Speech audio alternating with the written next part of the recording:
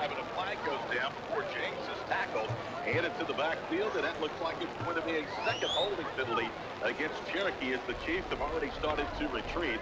Right now, it's not been Deer Creek Vermont that has been the defense for Cherokee's offense, Randy. It's been the Chiefs shooting themselves in the foot. You bet. Cherokee's, the penalties they've had been their biggest deficit here. Deer Creek Vermont's having a hard time getting stops. So, but they've been able to make up those big chunks with some big plays right after they've got both penalties. It'll be first down again, and the line of scrimmage will be back at the 49-yard line at DCLA's end of the field. Actually, it'll be second down and 9. The 49-yard line of the Eagles. Shotgun Northwest the Gilstrap running left. Tonight, the Flames will grab back their number from the conference schedule from both the Irish and Michigan. This is the first meeting between these teams and promises to be a great win. And now, ladies and gentlemen, would you please rise as the Big Blue Band, under the direction of Mr. Robert Anderson, salutes our great city by playing Oklahoma.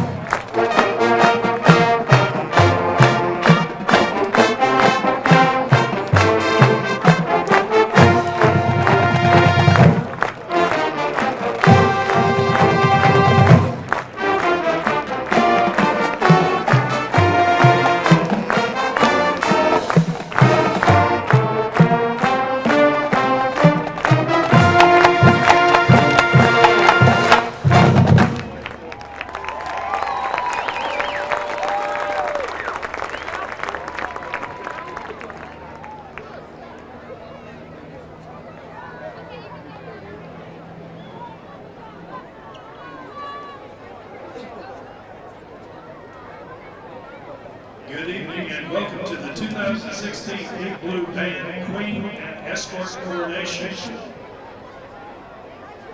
Our first Queen candidate is Lyra DeMerica.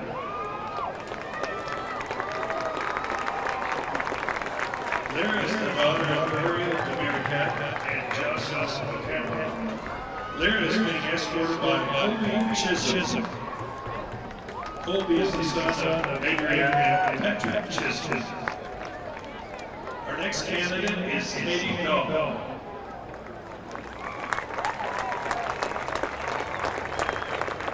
Katie is the daughter of Lisa and John Dahl. She's being escorted by Justin Maxson. Justin is the son of Laura and Jack Maxson. And our final candidate is Bree London.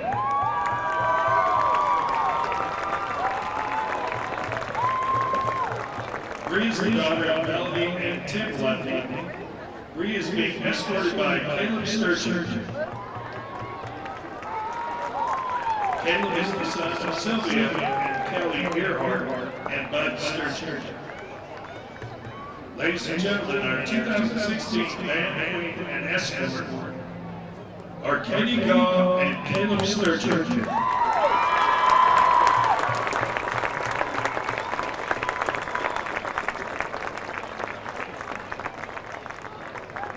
Now Caleb will present Katie with the traditional band cake.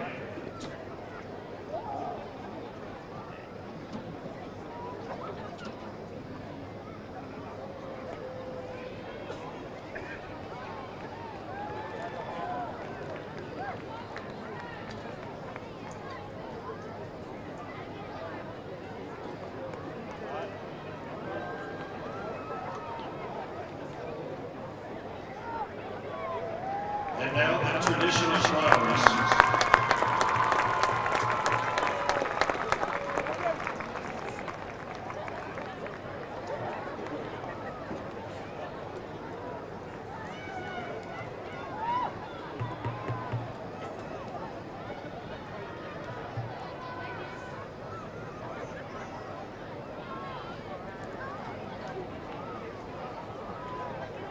Finally, Caleb will present Katie with the band crown.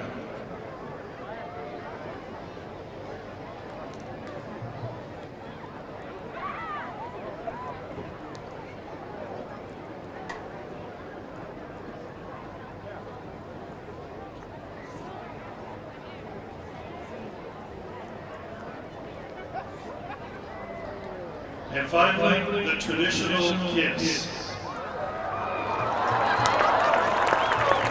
Ladies and gentlemen, in 2016 Euclid Band winning Katie Goff, her escort Caleb Sturgeon, and her court.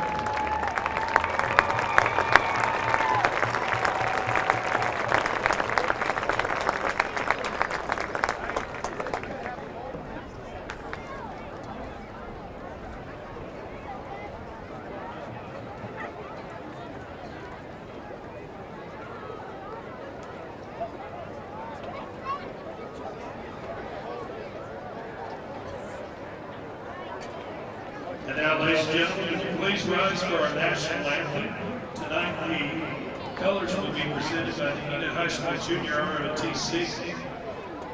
Members supporting our color guard are Captain Dominic Spangler, First Lieutenant Sierra Jones, Airman First Class Portia Wood, and Airman Kayla Harrell.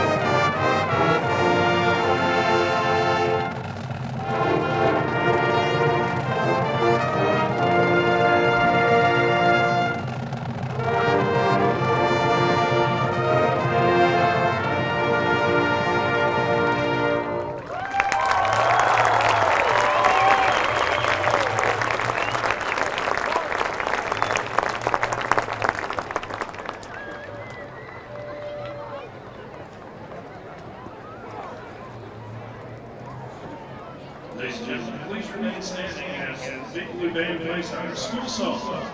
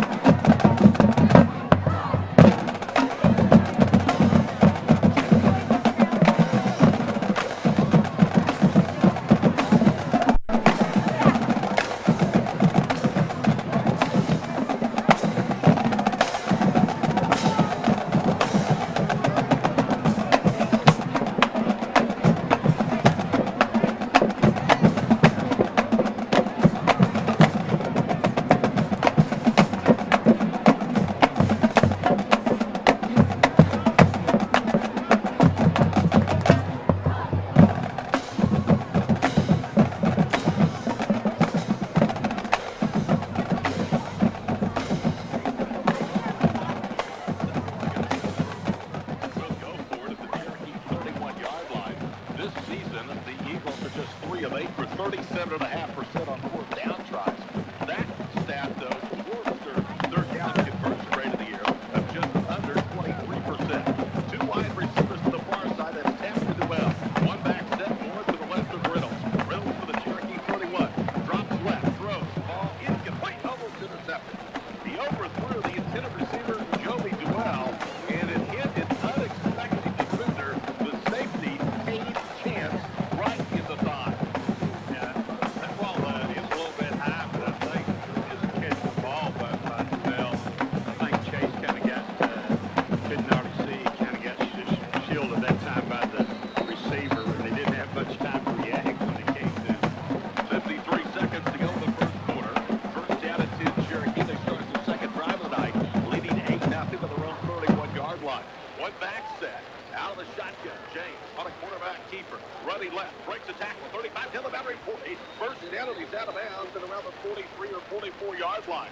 Again, the Chiefs keeping it simple.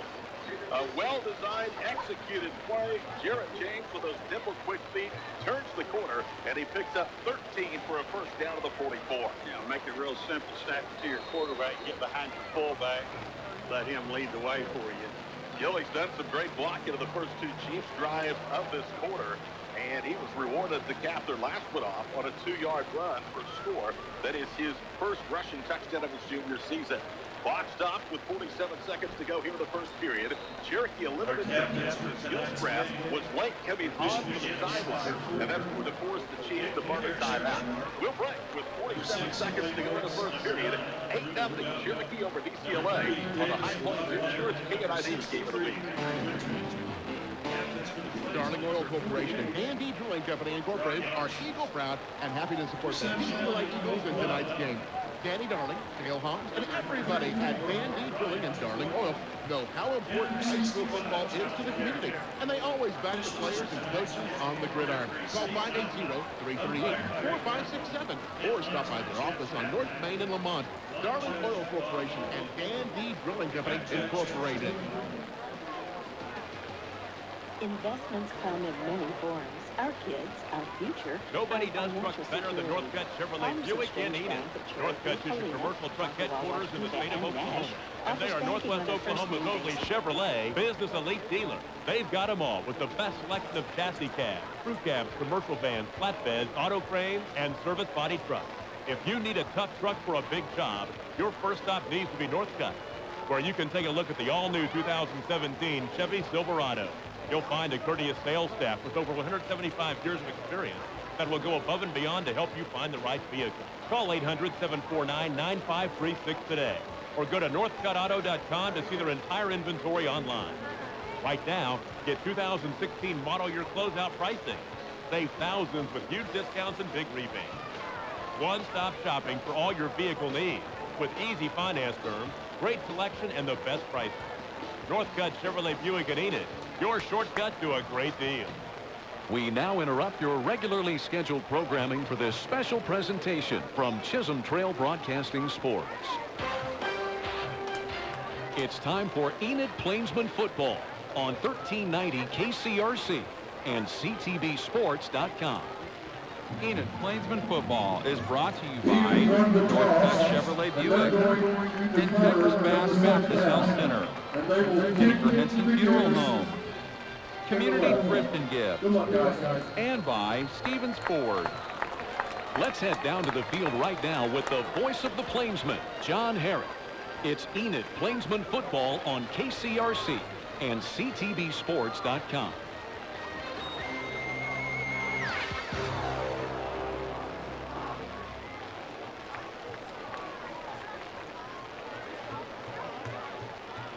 Well, an interesting start to the evening already as we had a delay. This game was supposed to kick off at 7 o'clock tonight between Enid and Bishop McGuinness, but Bishop McGuinness had a little bit of a bus problem on the way here. Their bus broke down, and they were not able to get here until about 45 minutes after they anticipated, and both coaches agreed to delay the start of the kickoff of this game from 7 until 7:30. So we were happy to bring you coverage of our High Plains Insurance Area Football Game of the Week over on 107.1 KNID. So it was a big thank you to Ricky Rogo and Lewis Foster and all the guys back in the studio for switching us over to that game. And obviously a big thanks to Todd Miller and to Randy Turney for bringing the coverage of that game to us for a brief period of time until we get started out here at D. Bruce Selby Stadium in Enid. Butch, last district game of the year, last non-district game of the year before we start district play next week against Putnam City West, and a lot of things that you want to be doing right going into next week. You know, and also the decision how vanilla, and I guess vanilla's a flavor, but do you want to be, given that both teams' district is next week. McGuinness is obviously going through some changes due to the quarterback situation. But what do you want to do in preparation to go into the district? Do you want to go all out and try to win this game? Maybe pull a few tricks if you've got them in your bag, or do you want to just play straight? Now, McGuinness historically has been a pretty basic team. They run a 5-2 with typically a 2-deep secondary. Enid, on the other hand, runs a lot of different fronts, and they do a lot of blitzing because our linebackers are so good. I understand that totally. Their linebackers are good. They can do some things, but do they want to show a lot of that going into next week's game against PCW? Yeah, that's going to be very interesting to see how both of these teams play this game, since it's the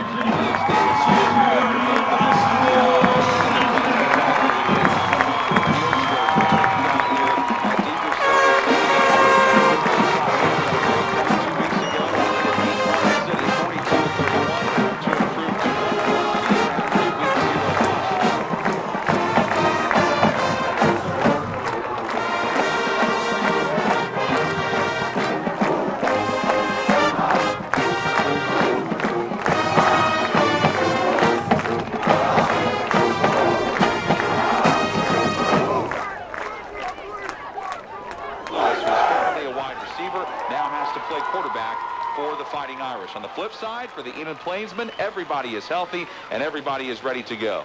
It is, and you know, one thing, Will Phillips had a little bit of an ankle thing after those first two games, and he came back Wednesday, and I watched him a little bit, and he looked like he was full speed. So yep. I think that week off certainly helped the only even minor injury that I was aware of. So everybody's healthy, and you want that to continue through this week into district next week. Yes, you definitely want that. It is Enid and Bishop McGuinness. Enid won the toss. They decided to defer until the second half. So that means that instead of Enid getting the ball, they're going to let Bishop McGuinness have the ball first. And that's probably a good strategy considering the fact that Bishop McGuinness is struggling right now with their quarterback play. And Bishop McGuinness will get the ball first in their white jerseys, green numbers and letters, white helmets with the McGuinness logo on the helmets. Enid in their home blue jerseys, silver numbers and letters, silver helmets with the Plainsman decal on them. So Jaime Ponce will kick it off from the 40-yard line. He's had a pretty good year for Enid, a senior kicker. Of course, it was Kedrick Ridgway last year, a soccer player who graduated. And Jaime Ponce takes over the kicking duties for the Enid Plainsmen this year. He is also a senior. Also, folks, if you're coming into the game tonight, be sure to pick up a copy of the Enid High Football Guide. You can see all the Plainsman records from years past, all kinds of great pictures and memorabilia, a word from the fine sponsors that sponsored Enid football, and of course you can see a lovely picture of Butch Lingenfelter and myself in there, and you can read about us. A couple of birthday boys this last week. September's a good month to have a birthday, isn't it? It is. Mine's 9/11, but yours looked a lot better than mine. Well, I had a lot of very awesome people that helped make it special. It's really neat. Jaime Ponce tees it up at the 40, says one last word to his special teamers. McGuinness is going to be going right to left here, and back deep for them. They'll have two guys standing around the 5-yard line. It is Zach Siegel along with Rubel Go. Now, anywhere from Coach Jones told me before the game that anywhere between 2 and 4 different guys could be returning kicks and punts. We're late because the band still hasn't been able to file its way back up into the stands, and the officials are waiting on them to at least clear behind the area of the field to play near the 20. That's right. It looks like, too, there was a lot of them on the field. Played the song Oklahoma and also the national anthem. It was a great rendition of both of those things. Boy, you know, how antsy do you think Steve Hayes is right now? Has to sit through a bye week, and then this game gets delayed a half hour. He's probably down there going, oh, my goodness, let's go. And he's a really upbeat kind of guy. Yeah, so a lot of energy there. Yeah, I think he'd like to play 11 games if they just let him. All right, the band is just about up into the bleachers. So the officials tell Jaime to let it fly, and he does. He puts his right leg into this one. That one heading towards the end zone. It lands in there for a touchback, and Bishop McGuinness will start from their own 20-yard line, moving right to left. Great kick. Ponce has been really good the last 2 home games. He struggled a little bit in that grass, tall grass at Guthrie, but he's been consistently putting it either near the end zone or into the end zone the last couple of weeks. And reminder about McGuinness' starters: at left tackle, Owen Condon. Left guard is Cooper Larson. Center, Emery Winter. Right guard, Yale Hardberger. Right tackle, Braden McLaughlin. Jarrett Lewis, the quarterback. His receivers are Davis Lauderdale, Rubel Go, Matt Chancellor. Running back, Zach Siegel and Colby Mendenhall. Lewis takes the snap, clean pocket, looking around, moving to his right, still looking. Now he'll try to take off and run, and he's angled out of bounds, and he will lose yardage. Interesting choice by him to not try to throw the ball, and instead he was pushed toward the sideline by Enid's own Josh Faulkner and Brock Anderson. Great coverage that side. We talked about Sears being picked on in that left corner position. He was all over the receiver on that side. Nothing for Lewis to do but just slide out of bounds. And he lost 5 yards. They spotted out at the 15, so that backs him up, and it's 2nd and 15 for Bishop McGuinness from their own 15. Man in motion. Here's the snap to Lewis from the pistol. Handoff around to Mendenhall. Actually coming near side, that's Siegel, and Siegel gets some of that yardage back and is able to step out of bounds at the 24-yard line. First man there to push him out was Corey Slaughter, but he still got 9 yards on the rush, and that makes it 3rd down and a more manageable 6 for McGuinness. As we open up the game, we got started late because of a bus malfunction for Bishop McGuinness, but we are finally underway here a little after 7:30. I'm John Herrick along with Butch Lingenfelter. Huge thank you to Lewis Foster, our producer-engineer, back in our Enid studios.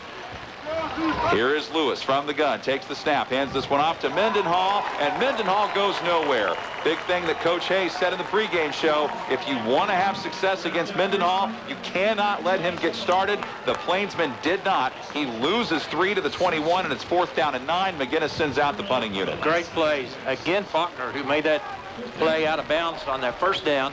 He grabbed him by the pads and almost brought him down himself, but made definitely the play. All the kicking and punting duties for McGuinness being done here tonight by Josh Burney. Takes the snap and gets this one high into the air to Will Phillips. And Phillips lets it go away from him because it was short, and there were white jerseys surrounding him, and the ball bounces at the Enid 40. So Enid will get very good field position starting from their own 40-yard line, opening quarter. 11 minutes left in it, so Bishop McGuinness has the ball for only a minute of game time, and they come up with a 3 and out. And here comes Enid on their first drive. See if the bye week hopefully doesn't make them rusty. I don't think it will. They had a pretty intense couple weeks of practices to keep them well in tune with their routine. Snap to Goins. He rolls right. Pressure coming from the backside. He tries to take off and run. He gets positive yardage out of it, and then he runs into a few green jerseys. First man there, Morgan Lau, along with Brennan. Look like Morgan Lau was helped out there by Carter Moody, so he was able to pick up 7 yards. So 2nd down and 3, and here comes Enid's no-huddle attack. Goins tries a hard count. McGuinness doesn't fall for it. Now he takes some of that extra time to look back over at his coach, Steve Hayes. Will Phillips lines up to his left. Here's the snap to Goins. Handoff Phillips. Starts left. Cuts back right. 1st down and more. Into McGuinness territory. Out to the 45-yard line. Just that zone read action, and he just read that in, and he saw the end stay outside. He gave it to Phillips. There was penetration by the McGuinness line, but they couldn't get to Phillips. First tackle there, Chris Thompson.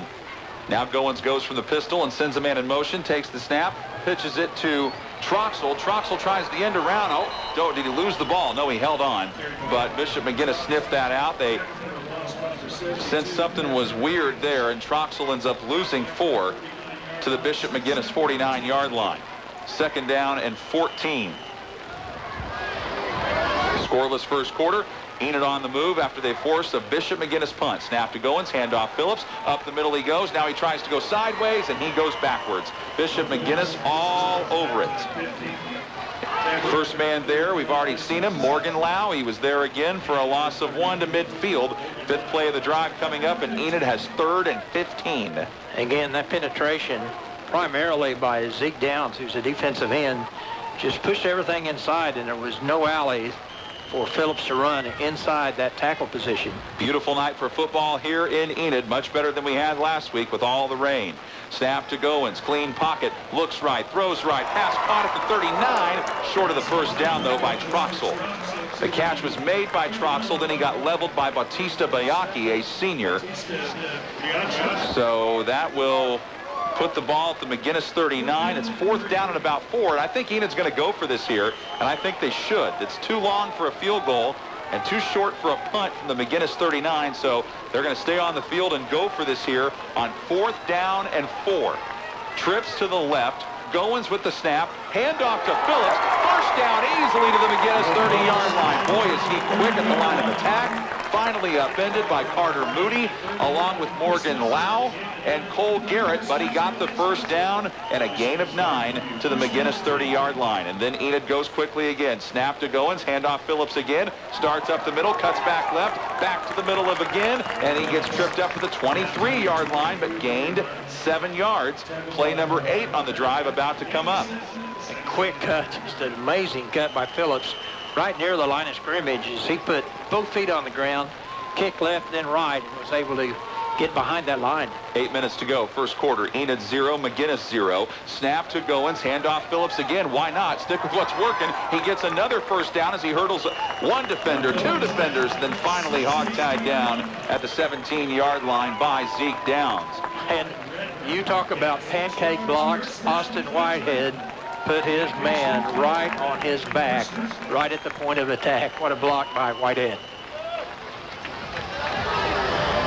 Goins from the gun. Clean snap. Looks right. Throws right, and he one-hopped the pass incomplete. His intended target out on the near side was Bryce Dillingham, and that will make it 2nd down and 10 from the McGuinness 17. Dillingham with just 1 catch so far this year for 13 yards. Sefcik was huge 2 weeks ago. Lincoln Sefcik. We know what Troxel can do. This time Goins fakes the handoff to Phillips and throws it out in the flat. Throw was low, and Troxel tried to dig it out of there, but Goins didn't exactly deliver him a strike, and it's 3rd down and 10. They had that bubble screen set up. He was out there and had 2 blockers on 2 men that were tied up. Just the throw pulled him off balance. He couldn't catch it. Very packed house here for the Enid Plainsman fans at D. Bruce Selby Stadium. A lot of people out in full force supporting Enid in this one. Here's a throw out left by Goins, and they say it's a catch by Troxel. Now, the initial official said that it was an incomplete pass, but the one near the play said it was hauled in at the 8-yard line, but that's only 9 yards. So from this distance, it'd be about 4th and 1 from the 8, and Enid's going to go for this, too. They could send out Ponce for a field goal, but they won't. Goins, handoff, Phillips straight ahead. He's got it. And why not? Will Phillips, 2 big 4th down conversions by him on the opening drive. And a couple of guys got there, but not before it was too late. First man, Zeke Downs, gain of 3 to the 5. Hernandez and Whitehead again. Point of attack, they just pushed their guys right back 2 yards, and that's all Phillips needed. 12th play of the drive just happened, so play 13 coming up. Enid trying to break a scoreless game. Snap to Goins, pitch to Phillips, turns the corner. He's at the 5, almost got in, but tripped up at the 2-yard line. Boy, he is working that McGuinness defense. Ryle Reddick there got him, and I think we're going to see a holding penalty as we have our first penalty flag come down this evening. And Enid starting to back up, and against the offense. 10-yard foul, repeat first down. Woohoo! We've gotten high tech here in high school football. We've got a referee with the intercom on and everything. Feel like I'm at an NFL game. No. Maybe not. Maybe not. Need more cheerleaders and fire and lights and fireworks. So the penalty happened at the 4. That backs Enid up to the McGuinness 14, where it will be 1st and goal. Goins takes the snap, fakes the pitch, throws out a screen to Troxel, and McGuinness is all over it. They were all over it there to hit him in the backfield. The first 2 guys there, Rubel Go and Cole Garrett, and they say that he lost 3 yards to the 17-yard line. So it's 2nd and goal from the 17. This drive has taken up now over 5 minutes of clock here in the first quarter. We still have no score. Snap to Goins, and he's going down. They tried the fake handoff again. McGuinness just said, enough of this. Let's put some pressure on him. And coming from the backside to get it sacked, Brandon Jacobs, a sophomore, read it perfectly. And the lost yardage puts Enid back to the McGuinness 22. Now they're moving the way wrong direction here. When they had Lincoln Sefcik had slipped into the right corner, and if he'd had just a second longer, he was looking that way. 3rd and goal from the 22. Snap to Goins. Guns the middle. Pass is intercepted at the 2-yard line, but a flag is down. Coming back at the 20 is Bishop McGuinness. The man who made the pick was Carter Moody. Stepped right there. It was like he was waiting on it as if it was a punt, but we've got to see what the flag is about. And it's holding against Enid, so obviously McGuinness will decline this penalty, and a 15-play drive for Enid nets nothing. That is very tough to swallow, as coming up, Carter Moody gets the interception and brings it back to the McGuinness 22-yard line, a return of 19 yards. Boy, and just a promising drive, mixing in running and passing both, but a couple of penalties there after we got inside the 5. Just can't do that. Plainsman football brought to you in part by Northcutt Chevrolet Buick, where the price is always right. Visit them on the web at northcuttauto.com. From the snap, it is Lewis takes the snap, and he gives it off to Mendenhall. Mendenhall goes straight ahead, and 3 blue jerseys there to get him. Faulkner along with Cross Bay was there. It's a gain of 3. 2nd down and 7. Enid Petman trying to reawaken the atmosphere that we had in the pregame. Ivy Mace also cut right from that middle linebacker position and stepped right into the hole. They all converged on Mendenhall. 2nd down and 7 for McGuinness. They've got trips to the right, 1 receiver left. Lewis in the shotgun takes the snap. 4 down lineman for Enid, throws it out right, has a man for a big catch out across the 40 to the 43-yard line. Nicely done there on the out route run by Zach Siegel. That is a catch and run of 18 yards. That was just over Sears, who broke for the ball, but the ball was over him. So that caused the completion, but good throw and catch. 4:35 to go. Period number 1, Enid nothing, Bishop McGuinness nothing. Jarrett Lewis takes the snap, hands it off to Mendenhall again, goes straight ahead after he thought about going left and then went over the center, running behind the very reliable Emory Winter. Brock Anderson ripped him down at the 47-yard line, but it's a gain of 4, 2nd down and 6 for the Fighting Irish. So Darian Goins throws his 2nd interception of the year on 3rd and 22. And now McGuinness trying to cash in on that mistake after they went 3 and out on their opening drive. Mendenhall starts up the middle, turns to the outside, gets by 2 waves of defenders, still on his feet, and all the way down deep in Enid territory. Now he's at the 20, but where they say he stepped out, they're saying he stepped out at the 29. So he stepped out a long ways before that. So he went from the McGuinness 47 to the Enid 29. That is a gain of 24 yards. And he is quick. Once he saw that alley down the far sideline, he accelerated right through it. And had it not been for stepping out of bounds, he had another 10 yards beyond the 29. Inside 4 minutes to play, first quarter, a scoreless game. McGuinness trying to change that. Here is the snap to Lewis, handoff Mendenhall. Mendenhall this time nowhere to go. Tripped up at the 28-yard line. Good job getting in there. Cross Bay. Boy, what a job he has done this year. Came in with 4 tackles for loss that time. He was able to gain 2 to the 27, so it's 2nd and 8 for McGuinness. They are at the Enid 27-yard line. Mendenhall is so quick, it makes you hold your ground. That time, Cross was loose, and he could have penetrated, but he wanted to make sure he made the tackle. From the pistol goes Lewis this time. 2 receivers right. He brings a man in motion. That is Siegel. He takes the snap and he pitches to Siegel. Siegel cuts up left side, and he is hog-tied down by Marlo Hughes, and also there, Brock Anderson. So they stop him at the Enid 25. That is a gain of 3, and that makes it 3rd down and about 4. A long 4.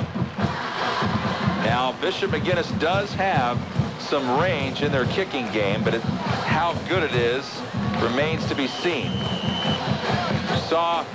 We saw their kicker, Josh Burney, doing some warm-ups, and he struggled a little bit from about this distance.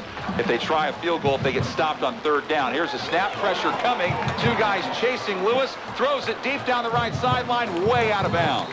So nobody would have caught that ball, not even Jerry Rice. He threw it high and way out of bounds, and Brennan Mullins was out there. Actually, I think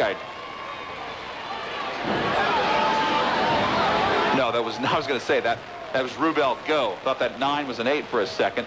Awfully far away from us on the other side of the field, and they are going to try a field goal from this distance. Josh Burney. The holder is Carter Moody. So from here, it's about a 43-yard field goal. Trying to get McGuinness on the board and capitalize on the Goins interception. The snap is down, the kick. It's wobbly up in the air, and it is good. It just got over the crossbar and through the upright, and McGuinness gets on the board first. They lead the Enid Plainsmen 3-0, 2:26 left in the first. This is Enid Plainsmen football from CTV Sports. Everything went as smoothly as I've ever seen it. That it looked very nice. That in itself made the day easier to deal with. No one likes planning a funeral, but we all deal with it at some point. You can take comfort in knowing that Henniker Henson Funeral Home will be there with caring and consoling support you and your loved ones need. At Henniker Henson, they're intimately familiar with every part of the planning process and will relieve some of the burden and grief. They have over a century of dedicated service, integrity, honesty, and friendship. This is Matt Henson. Please visit us at enidwecare.com.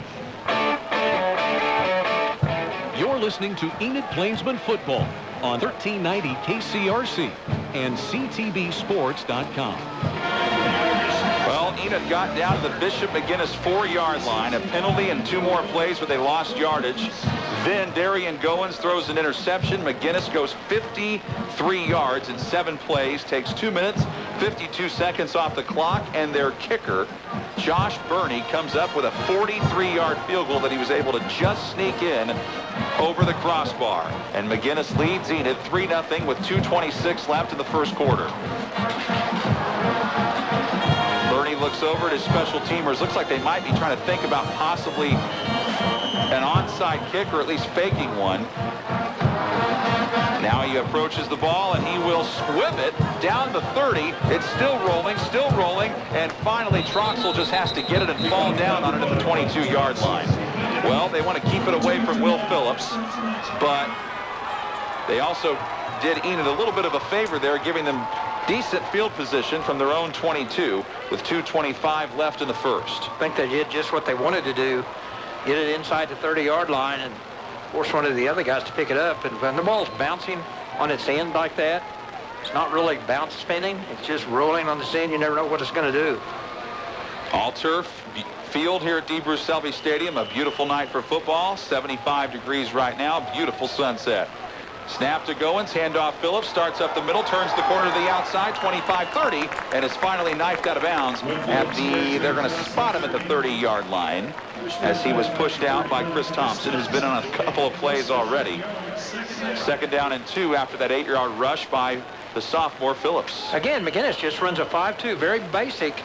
They just want to force Enid to make long drives, maybe make a mistake. Snap to Goins, handoff Phillips, and breaks off 1 tackler, 2 tacklers, and then he goes down. So he needs to get some help. Blocking wasn't really there. Patrick Williams was there along with Morgan Lau, and they say no gain. So 3rd down and 2 for the Enid offense. Phillips looks like he had something in his shoe, and he had to adjust it. 1:50 to play in the first and counting. 3-0. Bishop McGuinness leads Enid. Snap to Goins, handoff Phillips. They go back to Will on short yardage, and it doesn't work. McGuinness right there, all on top of it. White jerseys everywhere. Phillips Man who led the charge, Ryle Reddick. This time he lost a yard. Again, it's slanted. It's lined to exactly where Phillips was going to be. By slanted, I mean that instead of the guy over you, they'll go to the gap on either your right or left. That time they slid to their right or left and went right to the hole. Jaime Ponce will punt this one away to Dominic Johnson and also Zach Siegel. Jaime Ponce gets this one and rolls. And actually, this isn't Ponce out there, and the ball is shanked. That was Mason Scrimmager back to punt. Interesting, that normally what Ponce does, and Scrimmager completely shanked that punt to the 37-yard line. That is a punt of 8 yards. Deep. Wow. Just what we didn't need is giving this ball control offense at McGuinness is a short field. That's not what you want at all. So now McGuinness has the ball at the Enid 37-yard line. So all they've got to do is get about 12 more yards, and they've already shown that their kicker, Josh Burney, has pretty good leg to at least get in field goal range. Boy, Enid, not a good start here in the first quarter. An interception, and then a bad punt like that, and allowing a field goal. Plus a holding penalty. Snap to Lewis. Zings at left. Pass hauled into the 32. Out route completed to Siegel for 5 yards. Troxel and Bay in the area on coverage. Second down and 5. That stops the clock at 56 seconds left in the first quarter, where McGuinness leads it 3-0 over the Enid Plainsmen.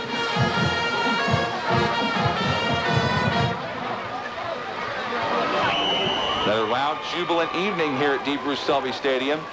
But McGuinness trying to change that.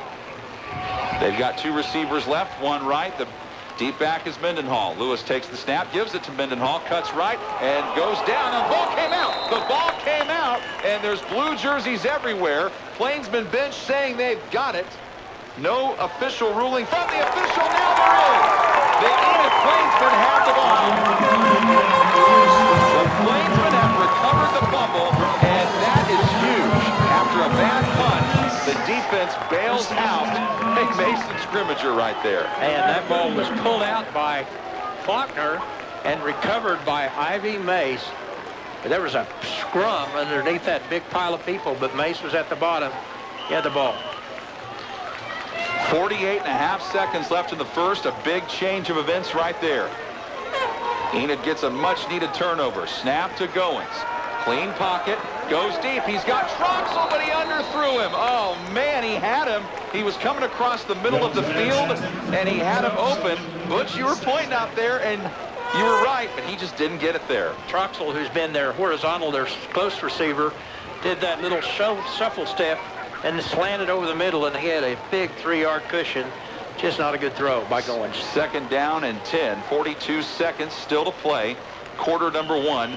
Enid with the ball, trailing McGuinness 3-zip. Snap to Goins, handoff Phillips, straight ahead, running room, 35, and finally pulled down at the 37, almost got to the 3rd level. He got to the 2nd level, but the 2 guys for McGuinness all over it, Ryle Reddick and Chris Thompson. Those 2 guys have kind of been the backbone so far of McGuinness's defense. It's 3rd down and 3 for Enid.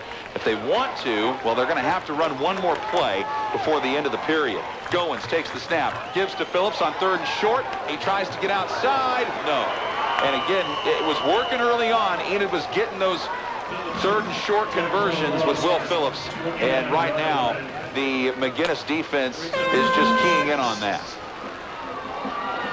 Bautista Bayaki, along with Dominic Johnson, stopped him, and Enid will face a big 4th down from their own 34 when we return to start the 2nd quarter. 3-0 Bishop McGuinness. You're listening to Enid Plainsman football from CTV Sports. Bob and Janice yet? The Bickersons? We'll hear them before we see them. I wonder what they'll argue about tonight. There they are. Are they smiling? Hi, ladies. Janice, dear, can I take your coat? Oh, thank you, handsome. You 2 are acting like newlyweds. I know. What's your secret? A book? Therapy? Electroshock? We are in therapy. Every night in our backyard. Your backyard? In our new hot spring spa, yeah. Stress and tension melt away. And it's a great place for Bob and I to talk and reconnect. Just the 2 of us. Wow, you 2 will be the talk of the party. I doubt it. We don't plan on staying long. Marriage counselor? Liquid therapy? Private rendezvous? What will a hot spring spa be for you? Get into a hot spring spa at Oakwood Pool and Spa, 929 South Oakwood in Enid. Find them on the web at oakwoodpool.com. It's Enid Plainsman football on 1390 KCRC and ctbsports.com. And as we start the second quarter, Plainsman having to punt on 4th and 6. Scrimmager rolls to the right, kicks this one much better than he did on the first attempt he had, where the punt was 8 yards. This time he kicks it from the Enid 34 out to the McGuinness 33-yard line. So a much better punt. And McGuinness will start from their own 33 as we begin quarter number 2 with a 3-0 lead over the Enid Plainsmen. Right now the difference, a 43-yard field goal. Other scores to let you know about: 6A2-1, Putnam City West and Sand Springs tied at 7. Bixby leads Putnam City 22-7. Deer Creek, Edmond, and Edmond Memorial knotted up at 14. Get to more of them in just a moment. Lewis from the shotgun takes the snap. 4-man rush for Enid. Guns the middle. He had a man for a second, but put a little too much on that one. Jay Sean Sears was out there covering. The man in the slot that he was targeting on that throw was Matt Chancellor. 2nd down and 10. Nice coverage that time by Dalton Dyson, who's in there at safety. He spells Will Phillips. After Phillips has been on offense for a bunch of plays, Dyson will come in and run his safety position. So good coverage by Dyson. Other 6A2-1 scores: Stillwater on top of Mustang 17-0, and Lawton ahead of Eisenhower 22-18. They go with Mendenhall on this carry from the 33, and he is able to plow forward to the 37-yard line for a pickup of 4 yards. So that he was stopped by Cross Bay and Trenton Musa. 3rd down and about 6. Boy, Enid really needs to come up with a stop here. Yeah, and there'll be probably a pass play or else a scramble play. Lewis, when he scrambled a while ago, had an opening on this side and got a 1st down. Let's see if he does it again. Lewis from the pistol to snap. Some pressure coming. He steps up and has Green in front of him. He's near the marker. He's pushed out just beyond it. Looked like he might be in trouble and he wasn't going to get there, but at the last minute he was able to jut forward and get the first. Ivy Mace finally got him. It's the biggest fear with Lewis is not so much his passing, but just being able to stay in your lanes or break down so you can make the tackle in open field. Don't necessarily have to rush him as hard as some people do, because he's probably not the passer that we've seen in the past couple of weeks. 3-0 McGuinness, opening minute, 2nd quarter. McGuinness has the ball on their own 45, left to right. Mendenhall the carry, and he blasts ahead across midfield into Enid territory at the 49. Pushed down from behind by Augie Pritchett, who has 2 sacks on the season, but he gets 6 yards on that rush. Well, so far on the opening drive, Enid did a good job of stopping him on Mendenhall, but now Mendenhall's been able to get some separation there on this drive and the drive before. They're blocking it a little bit better than they were early, as Faulkner was dominating him in the 1st quarter. Here's the snap to Lewis. He's going to go deep down the middle of the field. Might have a guy, and he does. The catch is hauled in, and Rubel Go will strut into the end zone for a McGuinness touchdown. 49 yards as he got over the top of the Enid secondary. He beat Colton Troxell, and it looks like Troxell and Marlowe Hughes are having a talk about this one. Looked like there was some kind of miscommunication there. Now, Troxell thought he had help in the middle of the field. In form of Marlowe, they were playing what's called a man zero, where they have everybody as man on man with one man deep, and no one was there. Now, Josh Burney tries to apply the extra point with Carter Moody holding. Snap is good. Hold is good. The kick right down the middle. Perfect. 10-0 Bishop McGuinness. 10:19 to play. Quarter number 2. This is Plainsman football from CTV Sports. A Security National Bank Home Equity Loan is a great way to keep your hands on some much-needed cash. Equity is the difference between what your home is worth and how much you still owe on your mortgage. The Security National Bank Home Equity Loan helps you conveniently tap into your home's value for a ready reserve of cash that will be available to you when and if you need it, and for whatever reason. There could be tax benefits with your SMB home equity loan. Call Security National Bank, your equal housing lender today. 345151 and unleash your home's potential.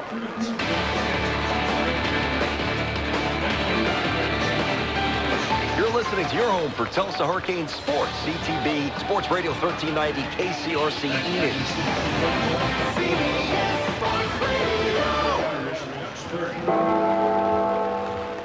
You've caught Enid Plainsman football on 1390 KCRC and CTBsports.com. Well, Bishop McGuinness with the first touchdown of this game after they already got a field goal. Now they'll kick off, and Phillips fields this one at the 1. He cuts up the right side to the 10, outside 15, still moving to the 20, and then is tripped up to the 21-yard line. Nice tackle on special teams made by Matt Tran, a very crafty junior for the Fighting Irish. And that was a 5-play, 67-yard scoring drive that just occurred for the Fighting Irish. They took 1:32 off the clock. And Jarrett Lewis threw a 49-yard touchdown pass to the lead receiver, Rubel Go. Kick was good, and that made it 10-0 McGuinness. They lead the Enid Plainsmen with 10:13 to go here in the second quarter. This is a huge drive for the Plainsmen. Goins has just been a little off. He needs to complete some passes. And they'll snap it to him. He'll hand this one off to Marlo Hughes this time. Phillips had been getting the bulk of the carries, and then they started to really force him out of his groove. So they've gone to Marlo Hughes with his first carry of the night, and he's able to only get a yard to the 22-yard line, 2nd and 9.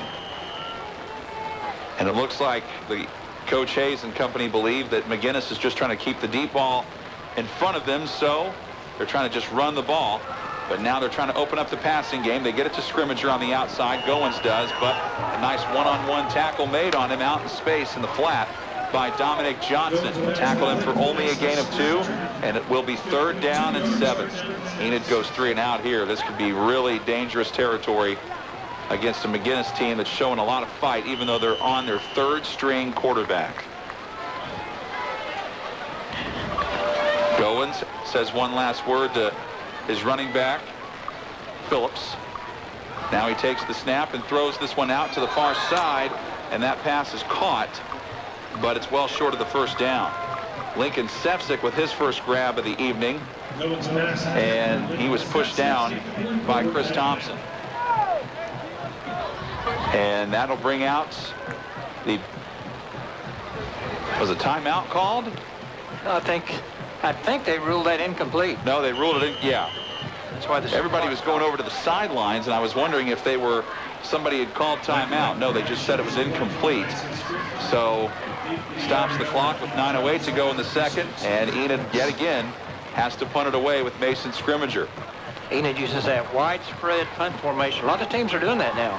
And Scrimmager running forward, now punts this one away. And the ball was juggled and almost dropped by Zach Siegel, but he was able to hold on to it. And he has the ball now. He's put it for Bishop McGuinness at the Enid 47. So they get great field position out of this. They start from the Enid 47, moving left to right, already sporting a 10-0 advantage over Enid High. Not the start Enid wanted at all. Penalties, a miscue by Darian Goins, throwing an interception, and then a field goal by Josh Burney, 43 yards. That was followed up by a 49-yard touchdown pass by their 3rd-string quarterback, Jarrett Lewis, to Rubel Go, their #1 receiver. Here's the snap to Lewis. He throws this one into the outside to Go. Go starts up, then cuts back outside and doesn't go anywhere. He tried to go up the field directly, and then he got pushed back a little bit and did not advance past the line of scrimmage. Colton Troxell got tricked. He was in front of Cross Bay. Bay missed him, and then Troxell went inside. Then Zoe starts scrambling around. Troxell gets off flat on the turf and makes the tackle. And there's a stoppage of play for some reason. I don't know what this is about. But he's looking around here. Troxell is over toward the sideline talking to Coach Hayes. And Illegal donation against McGuinness. 5-yard foul. Repeat first down. Okay, so did you see a flag get thrown? I never did.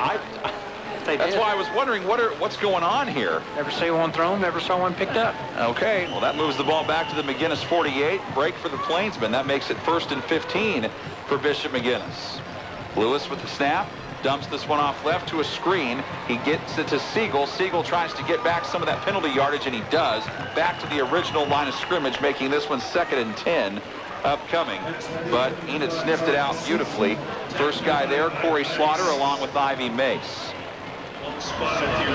So, boy, if Enid can get a stop here, that would be big. But right now, their offense is having a hard time dealing with this McGuinness defense, playing the total opposite style of football that Ponca City played against Enid a couple weeks ago.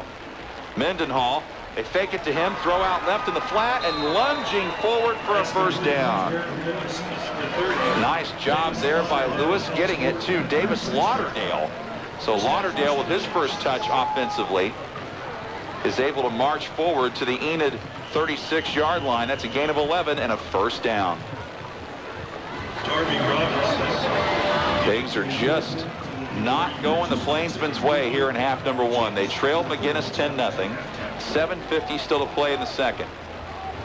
From the shotgun, Lewis takes the snap, hands this one to his second running back, Zach Siegel, and Siegel turns on the Jets. Big run by him out to the Enid 20-yard line.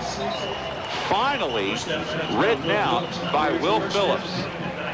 Boy, Enid's defense, they're all looking around at each other. They're all very confused, and that is coming back. So that's a huge break.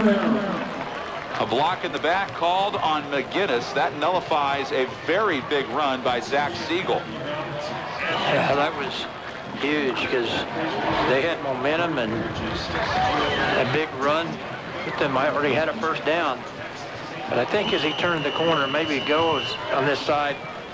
He's got his hand in the back of Troxel. Foul occurred at the 37, so that moves him back to the 47, setting up an unusual 1st and 21 for McGuinness. They lead the Enid Plainsmen 10-0. Snap to Lewis. He has a clean pocket. He has to take off and run. He's got room to run. 45. Turns toward the sideline, and he caught the ball like he was going to throw it. It's like, dude, you're already 2 yards beyond the line of scrimmage, bud. You got to run. You're a runner. And then he was lassoed down there by a whole slew of blue jerseys, including Josh Faulkner and Corey Slaughter. He had an alley, but the linebackers, we talked about them a lot, closed in quickly. He thought he was going to get 8 or 10 yards. He only got 3. Coming up in 6 minutes and 52 seconds, it's the Johnston Seed halftime show. We'll give you some scores from around the state, let you know what's going on with our other 2 area games tonight on our sister stations, and so much more. We'll give you the first half stats as well. Snap to Lewis, running right, going down, flag. And this could be a face mask on Enid. Yeah, and I'm afraid it's a 15-yarder. I think his head got turned. That's going to be against Josh Faulkner. Faulkner got the sack, unless it's holding, but I have a hard time saying, yeah, it is. 5-yard foul. Repeat second down. Well, at least that part of it's good, Butch. At least there is still a 5-yard variety face mask in high school football. There's not in the NFL, but there is a 5-yard variety in high school. So luckily for Enid, it's only a 5-yard penalty, which moves the ball to midfield. Yeah, that was, I thought, actually, the rule is if they actually grasp it and get their fingers in it and turn the head, it's 15-yarders. And I guess as he turned, maybe he just slid his hand over it. That makes it 2nd down and 23. McGuinness has got to hurry up here. They've got 10 on the play clock. They haven't even lined up yet. Now they go to work. They got to hurry. Play clock is now down to 4. From the shotgun, Lewis with 2. He takes the snap. Pressure coming. They set up a screen out to Siegel. Siegel to the 45, and he's bent backwards there. Good job by Trent Musa, who sniffed it out beautifully, tackling him at the Enid 44-yard line. So McGuinness is working on a pretty good drive here. They've had the ball for almost 4 minutes. They lead the Enid Plainsmen 10-0. A 49-yard touchdown pass from Jared Lewis to Rubel Go, and a 43-yard field goal. And this time cover go again. He's obviously their main deep threat. He's out here on this near side at the corner with two inside of him. And he's being guarded at the moment by Troxel. Here's the snap. He'll throw it out there, not to go, but to his second man, and that's Zach Siegel, who's kind of a running back, wide receiver hybrid, and he was bumped out of bounds by Phillips, but not before it was too late. So they will put that at the Enid 27, and that is a gain of 17. But it's not quite a first down. Remember, all those penalties made it a long yardage situation. This is 4th down and about a yard. So what is McGuinness going to do here? It looks like they might just line up and go for this. Yeah, they're keeping the offense out on the field, even though they've got a pretty good kicker who could make it from this distance. But they're going to say go for it. Boy, what if Enid got a stop here? Play clock down to 4, and McGuinness will call a timeout. 5:22 to play in the first half. We'll go ahead and keep it right here because we got a big 4th down play coming up. And we'll remind you that Enid Plainsman Football is brought to you in part by Community Thrift and Gift, Enid's newest thrift store. They have fashionable clothing and accessories for the whole family. Shop, donate, volunteer. Community Thrift and Gift at 130 East Randolph in Enid. Again, some of the scores that we had for you earlier from 6A-2-1. Putnam City West, Sand Springs knotted up at 7. Bixby all over Putnam City so far, 22-7. Deer Creek Edmond and Edmond Memorial's knotted up at 14. Stillwater blanking Mustang right now, 17-0. And Lawton ahead of Lawton Eisenhower, 22-18. And we'll continue to keep you updated throughout the rest of the evening. I'm John Herrick along Butch Lingenfelter, and Lewis Foster is our producer-engineer back in our Chisholm Trail Broadcasting Studios, where once the games are over, we will head back to the studios and bring you the Dobrinsky Automotive Scoreboard Roundup until midnight on all 3 of our Chisholm Trail Broadcasting stations. And hopefully the show doesn't last 3 hours like this week, like it did last week, when all of our games ended at 9 o'clock because of the weather. Storms come in and every game ended right then. Now big 4th and 1. And now after the timeout, McGuinness now with 2 of them left. Enid with all 3, by the way. They spread it out here on 4th and a yard. Snap to Lewis. Hand off to the fullback. It's Davis Lauderdale, and he's very, very close. And they're not even going to measure this. Well, at least one official said not to measure it. He was immediately signaling first down, and they have it.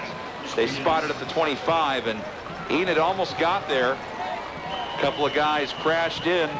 Faulkner, Chase, and Musa were able to get inside momentarily, but it wasn't enough to stop him. He got 2 yards, but he needed 1. We are up on 5 minutes to go in the second quarter. Bishop McGuinness 10, Enid nothing. Snap to Lewis. Guns the left side towards the end zone, and it's incomplete. It was really a deep pass toward the corner. Good coverage out there by Enid. Jason Shears was helped out by Will Phillips. And Matt Chancellor was outstretching his arms but couldn't get there. 2nd down and 10. That time again they're picking on Sears, and he turned as if he was going to run it and started backpedaling. The ball ended up going over everybody harmlessly. Here they go with a 2nd and 10. Enid switching around some personnel defensively here. Snap. Handoff to Mendenhall. Mendenhall is written down for a loss of a yard at the 26. Enid was all over it. Augie Pritchett also in there to make the tackle. Brock Anderson. Those 2 immediately sniffed it out, a loss of a yard. McGuinness that time went to 2 tight ends, and it confused us for a minute, but I think it confused their blockage games as Marlo Hughes come running over this side from the far side, realizing there was another tight end in the game. 3rd down and 11 for McGuinness. Homecoming court from the 26-yard line. Here's the snap and the throw down the sideline. Pass incomplete. It hit the pylon. It absolutely, I mean, that was a heck of a throw by Lewis just to hit the pylon. Long ball at the 32 for Woodward. At their own 32, shotgun snap to... I don't know what the heck that was. Sorry, we don't really care about what's going on in Woodward right now. And it is, that makes it now the 12th play of the drive where they will try a 4th down and 10 field goal attempt. man, it's good. So let's see what this is all about. They're going to send out the kicker, Josh Burney. Snap is good. The hold is good. Kick nearly blocked. It's heading towards the goal post. And no good. Wide left, but a flag is down. A flag is down, and it's going to be on to McGuinness because the referees are going over to Coach Hayes, asking him what to do. All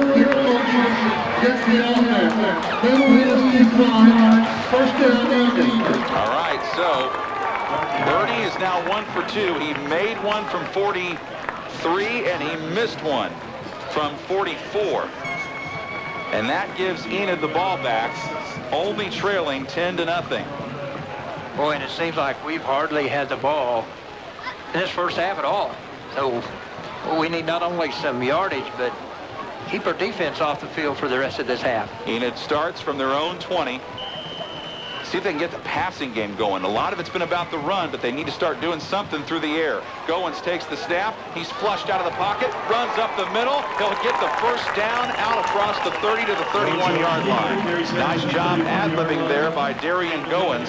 Finally, Morgan Lau got a paw on him, but not before he was able to gain 11 yards. Maybe that'll get him going. He's just been a hair off this first half.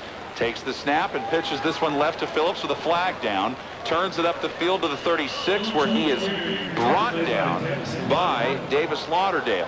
But flag is down right around the Enid offensive line area.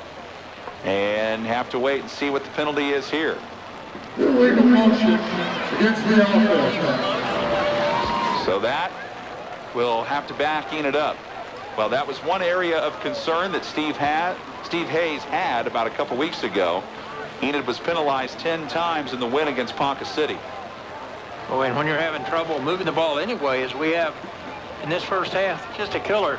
I think that time one of our wide receivers may have just got off a little early. So that moves them back to their own 26. 5-yard foul, repeat second down. Well, it's first down, but okay.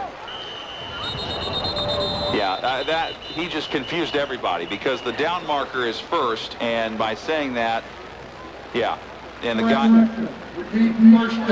yeah, there we go. That's more like it. Good job by the field judge. The guy who's deepest in the secondary, he knew right away it was the wrong information. Yep, and made sure that he corrected it. So 1st and 15, Phillips gets the handoff, and yet again, since the late first quarter, McGuinness all over it. Now, he was able to get some positive yardage out of it, but again, Morgan Lau grabbed him by the leg along with Ryle Reddick, but he was able to pick his way forward to the 29 for a gain of 3, 2nd and 12. 10-0 McGuinness. 3:25 still to play, second quarter. Snap to Goins. Handoff Phillips. Blocking this time is better. And now it starts to evaporate on him as he just tries to run east and west instead of north and south, and lost some yards on the run as he was pushed out of bounds with a flag down in the secondary. Boy, it's been a sea of yellow here in the second quarter, hasn't it, Butch? It has, and that was probably when he dipped outside. Sometimes people, well, that's a personal foul. See what he calls it. Personal foul against Enid. Well, I thought maybe Phillips was hit a little bit late. I thought, if anything, it might be on that. But Enid just continues to shoot themselves in the foot. Yeah, they didn't score in the first half of that game against Guthrie, but they played pretty well in that game. But this has easily been their worst half of football this year. So the personal foul penalty moves it half the distance to the goal to the 14-yard line, and Enid's backed up in their own territory, facing now a 2nd and 27. And that play was after it was over, so the down counted, then the 15, so now it's 3rd and a mile. Well, that was on first down, so this is 2nd down. Yeah, they've got the down box right. Yeah, there's just a lot to sort out because the play did happen, and it was after the Because that was a dead ball foul, the down count, it is third down. Okay, there we go. Boy, there's just been all kinds of confusion on this drive. Yeah, you're right. All Yeah, I over the remember books. Goins had the short gain, and then that play. And then that run by Phillips. Yep. Snap to Goins. Steps up and tries to run. Up the middle he goes. 15 and out to the 19. That's about all he could get. And again, he's trying to find room to throw. It's just not there. And he had to scramble for 5. And with it being 4th down and the entire state of Oklahoma, he's going to have to punt. Boy, just our offense has just not found its rhythm. A few runs by Will Phillips has really been the basis. All that we've had work for us. We've only got 5 first downs so far in the first half, and we're having to punt it away, I believe, for the 4th time. And we're ticking down towards the end of it here. 2:30 to play in the second quarter. 10-0. McGuinness has the lead. I think Enid's going to tick it all the way down and then take a timeout. Yep, they'll use their first one right here. We'll take one with them. 2:24 left, second quarter, 10-0 McGuinness. This is Enid Plainsman football from CTV Sports. We at Stevensford, Lincoln, and Enid are proud to support the young men and women of Enid High School with our sponsorship of the broadcast of this ball game. And we encourage you to show your support by attending as many games as you possibly can. Being there is important because the young men and women of Enid High School today are the future leaders of our community. So let's tell all the young men and women of Enid High School, whether they participate in a sporting event or not, we believe in the future of Enid because of them. And do it by being in the bleachers as often as you can. You're listening to Enid Plainsman football on 1390 KCRC and CTVsports.com. Another Plainsman possession comes up empty. Facing a 4th and 22, they have to punt from their own 19 with Mason Scrimmager. He gets it. He runs up to it towards the right sideline, kicks it toward the sideline, and the catch is made. A very risky play there by Zach Siegel to make the catch and then jut forward a little bit. And he was able to return it about 5 yards to the 41 of Enid. So it was a 27-yard punt, a 5-yard return. McGuinness will take over from the Enid 41-yard line. 2:16 to go. Period number 2. McGuinness out in front, 10-zip. Boy, now our defense is right back out there again, having to hopefully make a stop here the last 3 minutes of playing time in half. May come down to the defense having to make a pick 6 or a fumble return, something of that nature, because the offense has not moved the ball well tonight. A lot of football left. Snap to Lewis. Throws a bubble screen out to the near side to go. A lot of running, but then was able to turn it upfield to the 39. Didn't get very much out of that. They give him 4, so it's 2nd down and 6. Ivy Mace, Trent Musa there to greet him. Inside 2 minutes to play now. Minute 50 and counting. Both teams have 2 timeouts to go here in this first half. Snap to Lewis. There's the handoff to Mendenhall. He's going backwards. Tackle for loss. Josh Faulkner read it perfectly. A loss of 4 to the Enid 43. And that makes it 3rd down and about 11. Wonder if Enid's going to try to stop the clock here and maybe conserve some time and try to get the ball back. Or they may just say, you know what, let's just get a stop and go to the locker room. Yeah, because if they get a first down, you're actually playing into the hands of McGuinness. So let's say, darned if you do and darned if you don't, calling a timeout. Yeah. Might just keep trusting your defense because they've been on the field a lot. Here is the snap, the throw by Lewis, and he's got a first down at the 25-yard line. He was bumped out by Jay Sean Sears, but he was able to get the ball to Zach Siegel. And Siegel picks up 18 on the reception.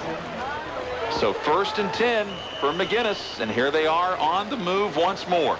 56 seconds, and the other thing that was nice about that, Butch, he got out of bounds and he stopped the clock. Yeah, didn't have to waste that timeout. And way too much room on that side to Siegel. Snap to Lewis. Looking again, looking around. He'll try to take off and gun the middle. He has a man go inside the 10 and goes to the end zone for another McGuinness touchdown. Well, you had him back at the Enid 43. Looked like you had him pinned deep, and 2 plays later, touchdown. So Jarrett Lewis with 2 touchdown passes now to Rubel Go. One from 49 yards away. This one from 25 yards out. And it's 16-0 Bishop McGuinness with 47.5 seconds to go here in period number 2. Not at all what they thought would happen here, but it is what it is. Snap down, kick on the way, and the extra point is through. 17-0 Enid trailing Bishop McGuinness now. So things just go from bad to worse right now for the Plainsmen. Whenever you let your quarterback get away, they had a 4-man rush, and obviously the yardage, the linebackers were deep. Well, he stepped between the tackle and the defensive end right to the line of scrimmage, and that forces your linebackers to come up and gives all of that room for Go, who's their deep receiver. Once he caught the ball, all they had to do was wiggle into the end zone from about 8 yards out. Plainsman football brought to you in part by Northcutt Chevrolet Buick in Enid, your shortcut to a great deal. Visit them on the web at northcuttauto.com. 17-0 McGuinness. So this is not at all like the Enid team we saw 2 weeks ago.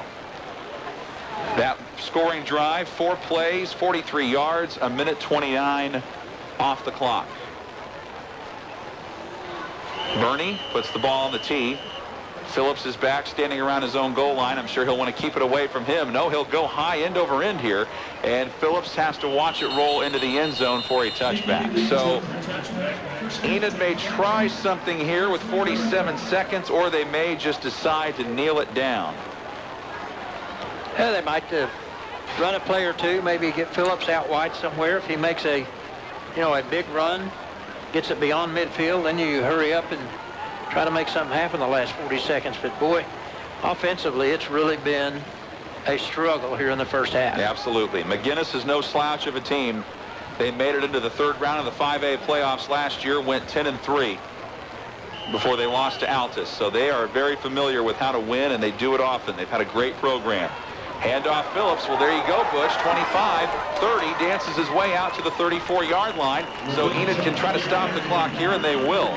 Again, Morgan Lau, who's been all over the place for McGuinness tonight, makes the tackle along with Cole Garrett. It's a run of 14 yards. That stops the clock with 39 seconds as Enid uses their 2nd timeout. Goins takes the snap, fakes the handoff this time, throws it high for Troxel, and he can't hang on. Stopping the clock with 31 seconds. Well, that's the 2nd time that Goins has been really off on a throw. Yeah, just again, I'm not a quarterback coach and don't ever want to be. There's some things that mechanically probably needs to be worked on here at halftime. One thing Coach Hayes said about Goins, sometimes when he steps with his left foot, his foot turns in, and that's just one of the things he's always done. I think they've tried to kind of get that corrected. Goins takes the snap and zips it right, incomplete again. Boy, things have just not looked good for Darian Goins tonight. 3rd down and 10 from the 34. 28 seconds to go.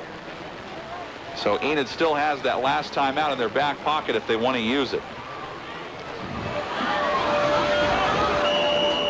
And now they blow the whistle. The referees do. Goins hands this one to Phillips. Straight ahead he goes. 40, 45, 50.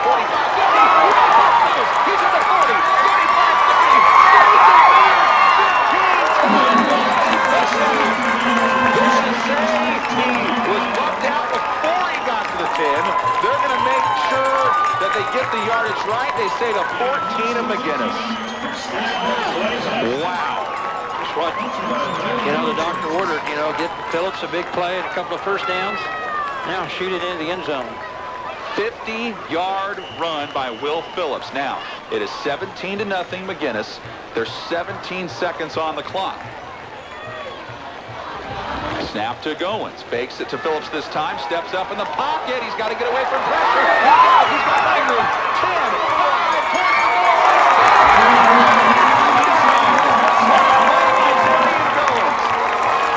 He was met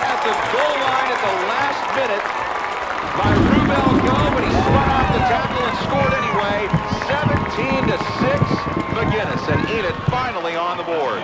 Boy, a couple of big runs by Phillips, and then a great scramble. He went to his right, looked back to his left to Troxell's side. Troxell was covered, but once he scrambled out to the left, he broke a tackle about the 10, and then he slid into the end zone. The point after for Jaime Ponce. The snap good, the hold good, the kick right on the money. Just what the doctor ordered. Enid needed that in the worst possible way, and that all happens with 8 seconds left in the second quarter. 17-7, Bishop McGuinness.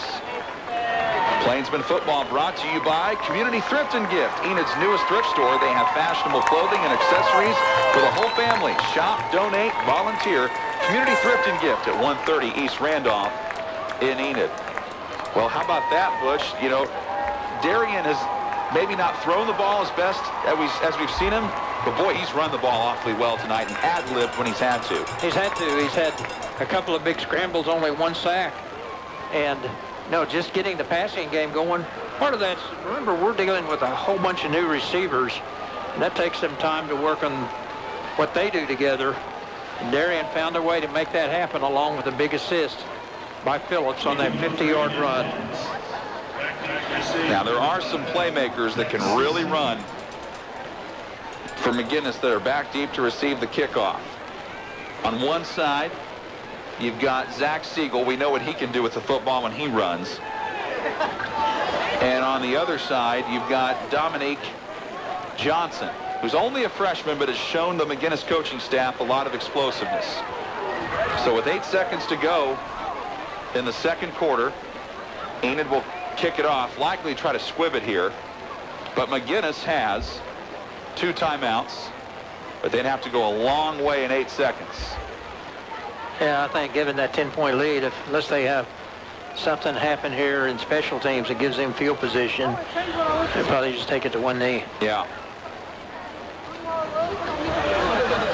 But that was a monster response there.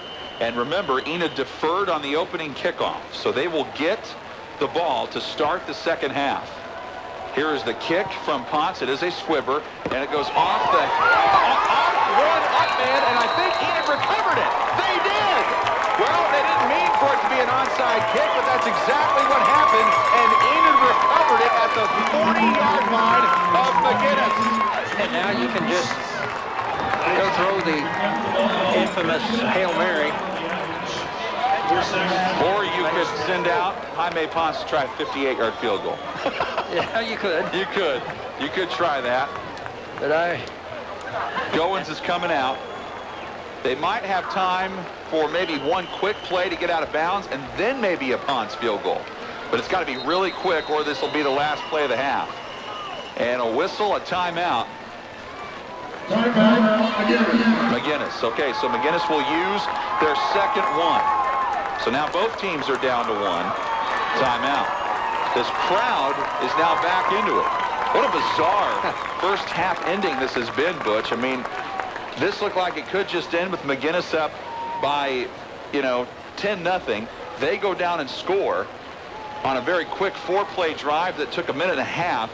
And Enid looked like they may just run the ball out, and then Phillips gets one big run, then he gets a 50-yard run, then Goins scores from 14 yards away, and now Enid looks like they have some life again with 4.4 seconds. Really worried about the explosiveness of the Enid offense, even over the first few games outside of the long passes to Sefcik against Ponca City, but Phillips has that ability. He broke about 3 tackles and then just fought his way down 50 yards to get us in position. That was magnificent. How explosive. He's already been through 3 games. So here we go. 4.4 seconds. Snap to Goins. 3, 2, 1. He throws it to Scrimmager. A lateral back to Troxell, and Troxell's going down at the 35. So that they tried something, and it had promise, and Troxell was drilled down at the 35-yard line by Morgan Lau to end the first half, which was exciting. 17-7, McGuinness has a 10-point lead, and Enid should feel pretty good about that because it could have been a lot worse. So it's McGuinness 17, Enid 7. We will pause for a brief timeout as we reach the halfway point of this game. We'll bring you some scores and also the first half stats and numbers from this one when we return in just a moment. You are listening to Enid Plainsman Football from CTV Sports. Choreographed by Bob Senior and Alana Brand. Enid Cheer is coached by Matt Sturgeon. Enid Mom is coached by Michelle Hildebrand. And spirit coordinator is Lee Bunch.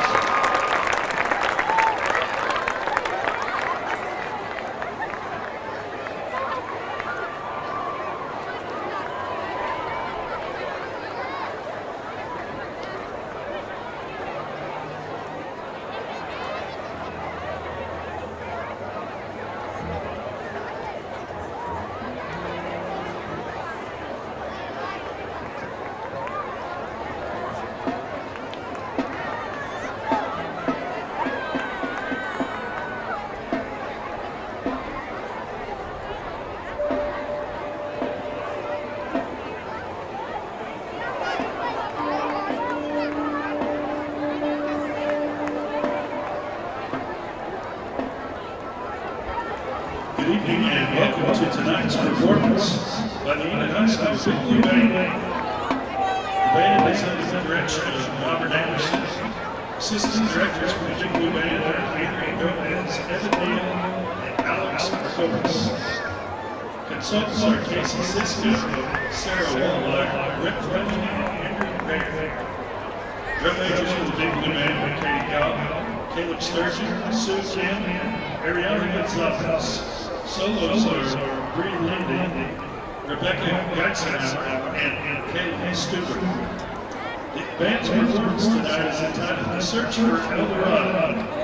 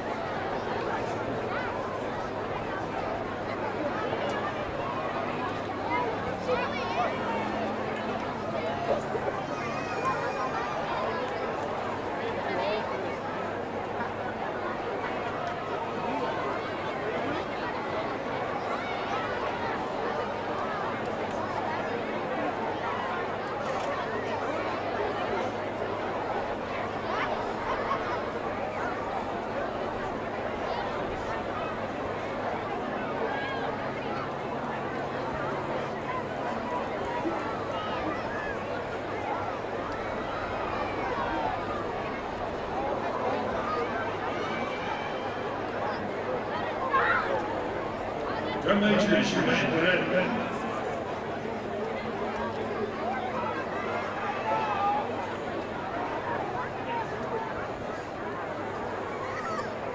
And then, the Big Blue Marching Band.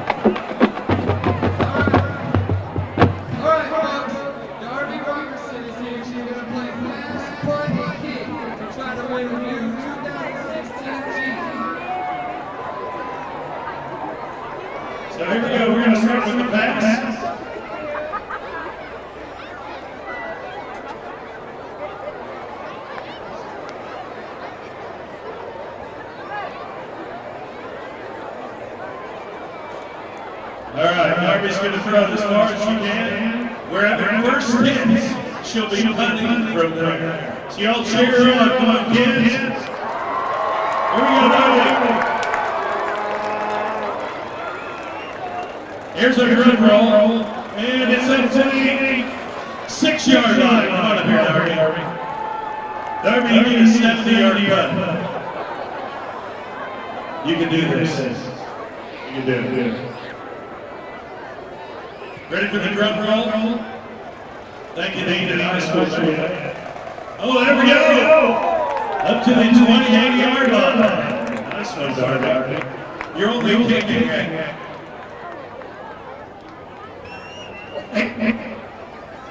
8-yard field goal. There we go.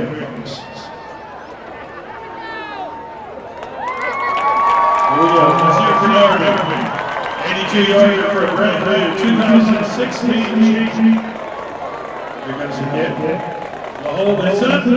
Oh, man, that was awesome. Give it up for Darby Robinson. And thank you to Jackson's of Enid. Hopefully we'll do this again the next home game. Make sure next game you sign up at the entry to get a ticket. Hey folks, we appreciate it, and we hope to do this a whole bunch more at home activities. We did give Darby a set of Beats headphones as a consolation prize. So make sure you sign up next time. And now it's time for the principal's pass. Here to go. We're ready. We have 2 sponsors this season. I believe Dillingham Insurance and First Command Finance, Financial Services. All right, so we're going to draw.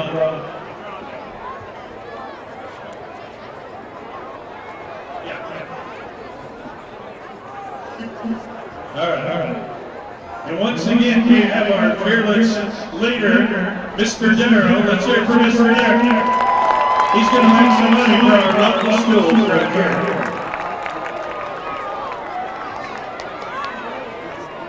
Jason Goodpasture from Dillingham Insurance is out there with us. The first person.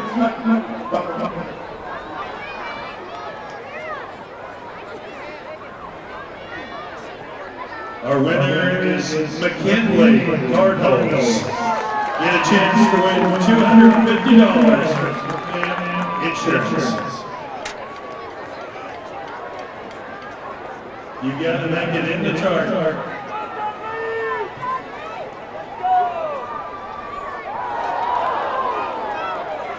Test one. Yep.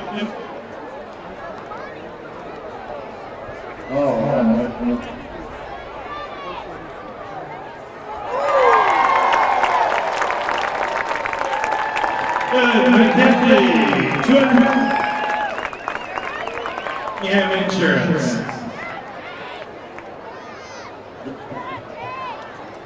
First Command Financial Services. That's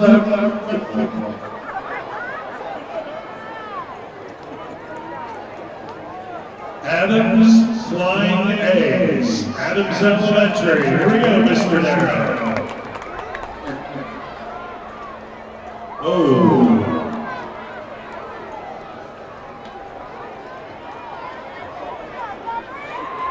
All right, here we go, Mr. Darrow. Oh, close. Come on, kids. Cheer him on. Let's go. Make some noise. Start by. Let's go. And it's so close. Adams needs you to make this. You have 18 seconds. You can do this. Oh. Mr. Darrow wasn't in college. Thank you. You can do it. Yes! Adams Elementary, $250. First Command Financial Services and Dillingham Insurance. Thank you. Sir, you did. Principal's pass.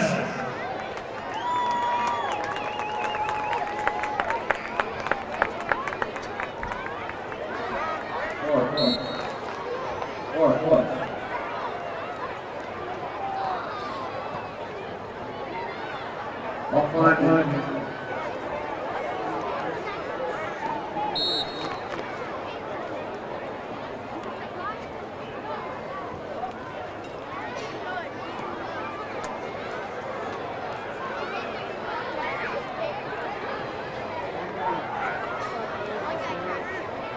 Joker.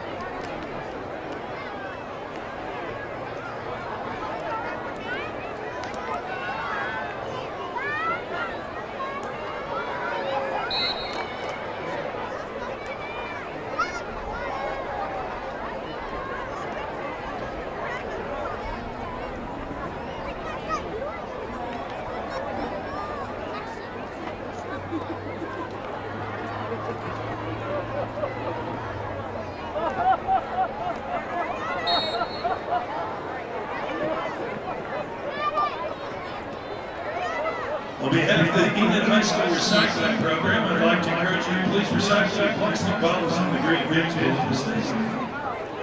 Thank you for your help in making the future here a little greener.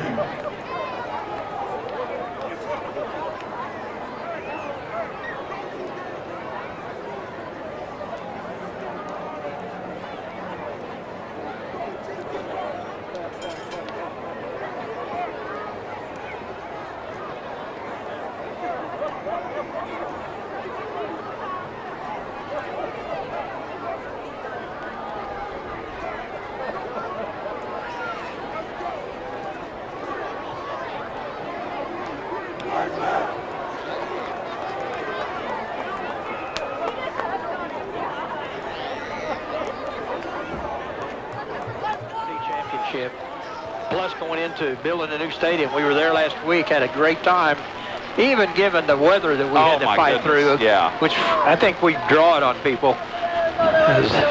It was fun, but it really dominated. I thought that game would be a lot closer. It was, but they dominated the game against Pioneer. And really good Pioneer team. And it didn't get a whole lot easier for Pioneer tonight. They are playing Sealing, a team that, that's a game that you and I saw last year. Pioneer jumped out to a 28-8 lead on Sealing and then lost the game in the second half, and Sealing ended up beating them 36-28. So here we go to start the second half. Everybody is getting lined up, and Enid will receive the football. They will be going left to right this time in their dark blue jerseys, silver numbers and letters, and then their Enid Plainsman football helmets that are silver with the Plainsman decal on them. Bishop McGuinness in white, green numbers and letters, and then white helmets with a green line down the middle of them.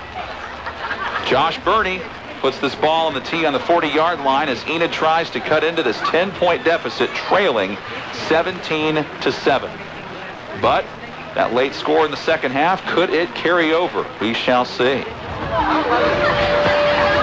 One thing that Enid has done is they've widened out their two up guys, those squib kicks that he kicked in the first half. They might try to defend. And this is a low line drive, and it's going to wobble out of bounds. It was just a very awkward kickoff. Again, trying to keep it away from Will Phillips. Can't blame him there.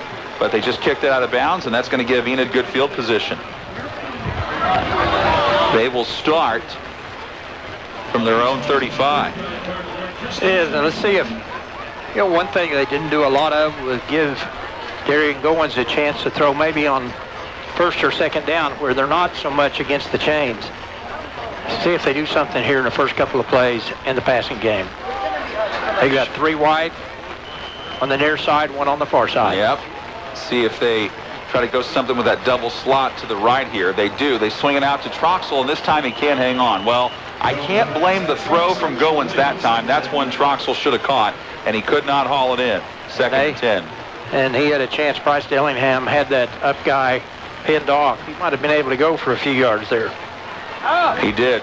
Got to give Dillingham a lot of credit. And I think even though Bryce Dillingham has just one catch this year, his blocking downfield has been very commendable. He's done a good job of paving the way for some of his other teammates. Snap to Goins. He'll pump fake. Step up in the pocket. He's got all kinds of time. Now he'll have to take off and run. Spun down. Well, I mean, Good coverage again. This is what McGuinness does. They don't let you have the deep play, and Goins has had to take off and run with it, and he only got 2 yards to the 37 before he was ripped out of bounds. He was third down and 8. He was trying to find Lincoln Sefsnick on a shuffle and go route where he kind of scrambles to the outside and then goes up, but he got rushed from the same side he was trying to throw on. Made it hard. Here's the snap. Goins fakes the handoff. Pressure coming. Down he goes. 2 guys from McGuinness blitzed and met at the quarterback, and they were, got to give a lot of credit to Chris Thompson along with Zeke Downs. Those 2 guys just had the right idea from the beginning, and it is, and I believe that's a 9-yard loss. So 4th and 17, and Enid will have to punt here. Just couldn't get enough protection in those 3rd and longs. Again, missing that first down made it tough, but it's behind the chains. Took out a running game as well. Plus the referees tonight. Referee Steve Knight. The umpires Craig Young. The head linesman Jeff Abernathy. Line judge Bob Hogue. The back judge Troy Hubler.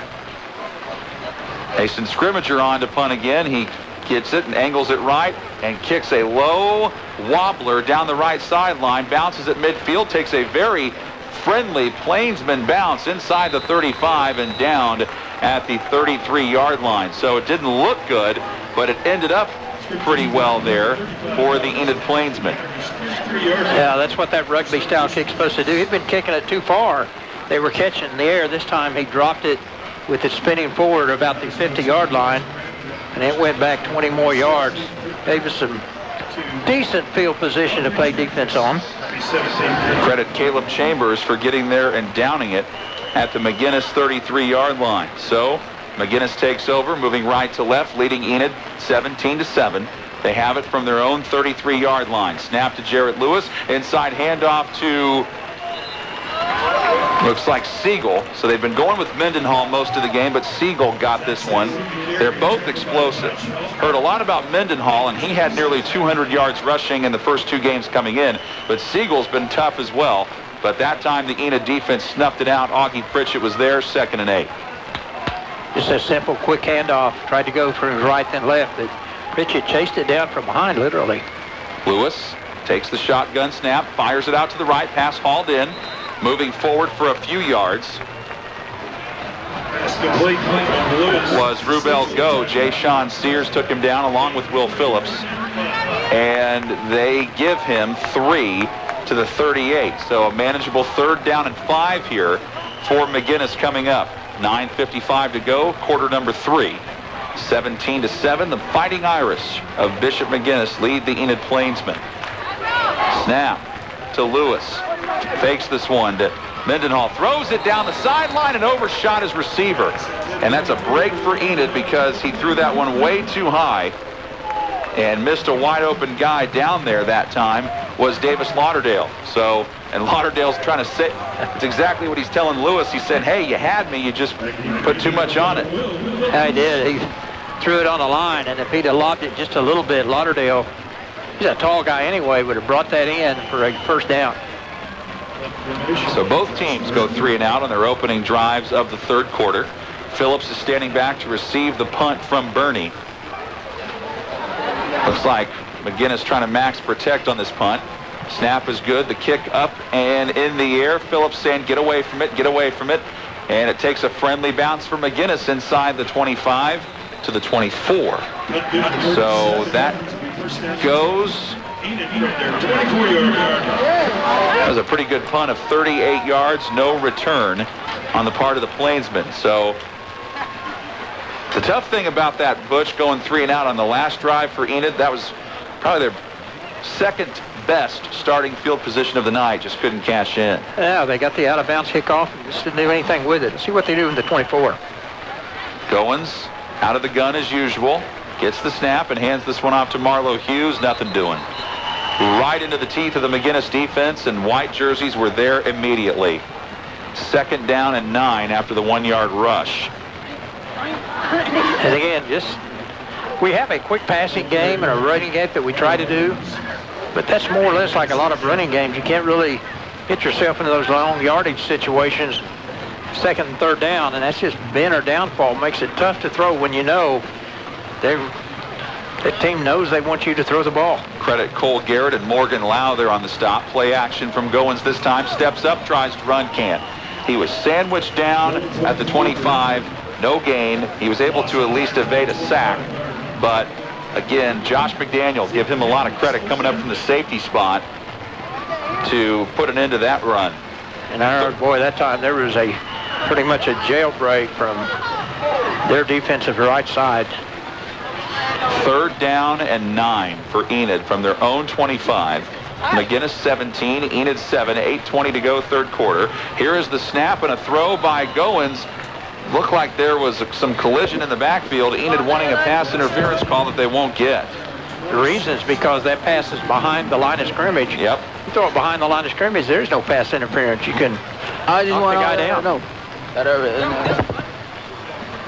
Yeah, you can do whatever you want there if that's the case.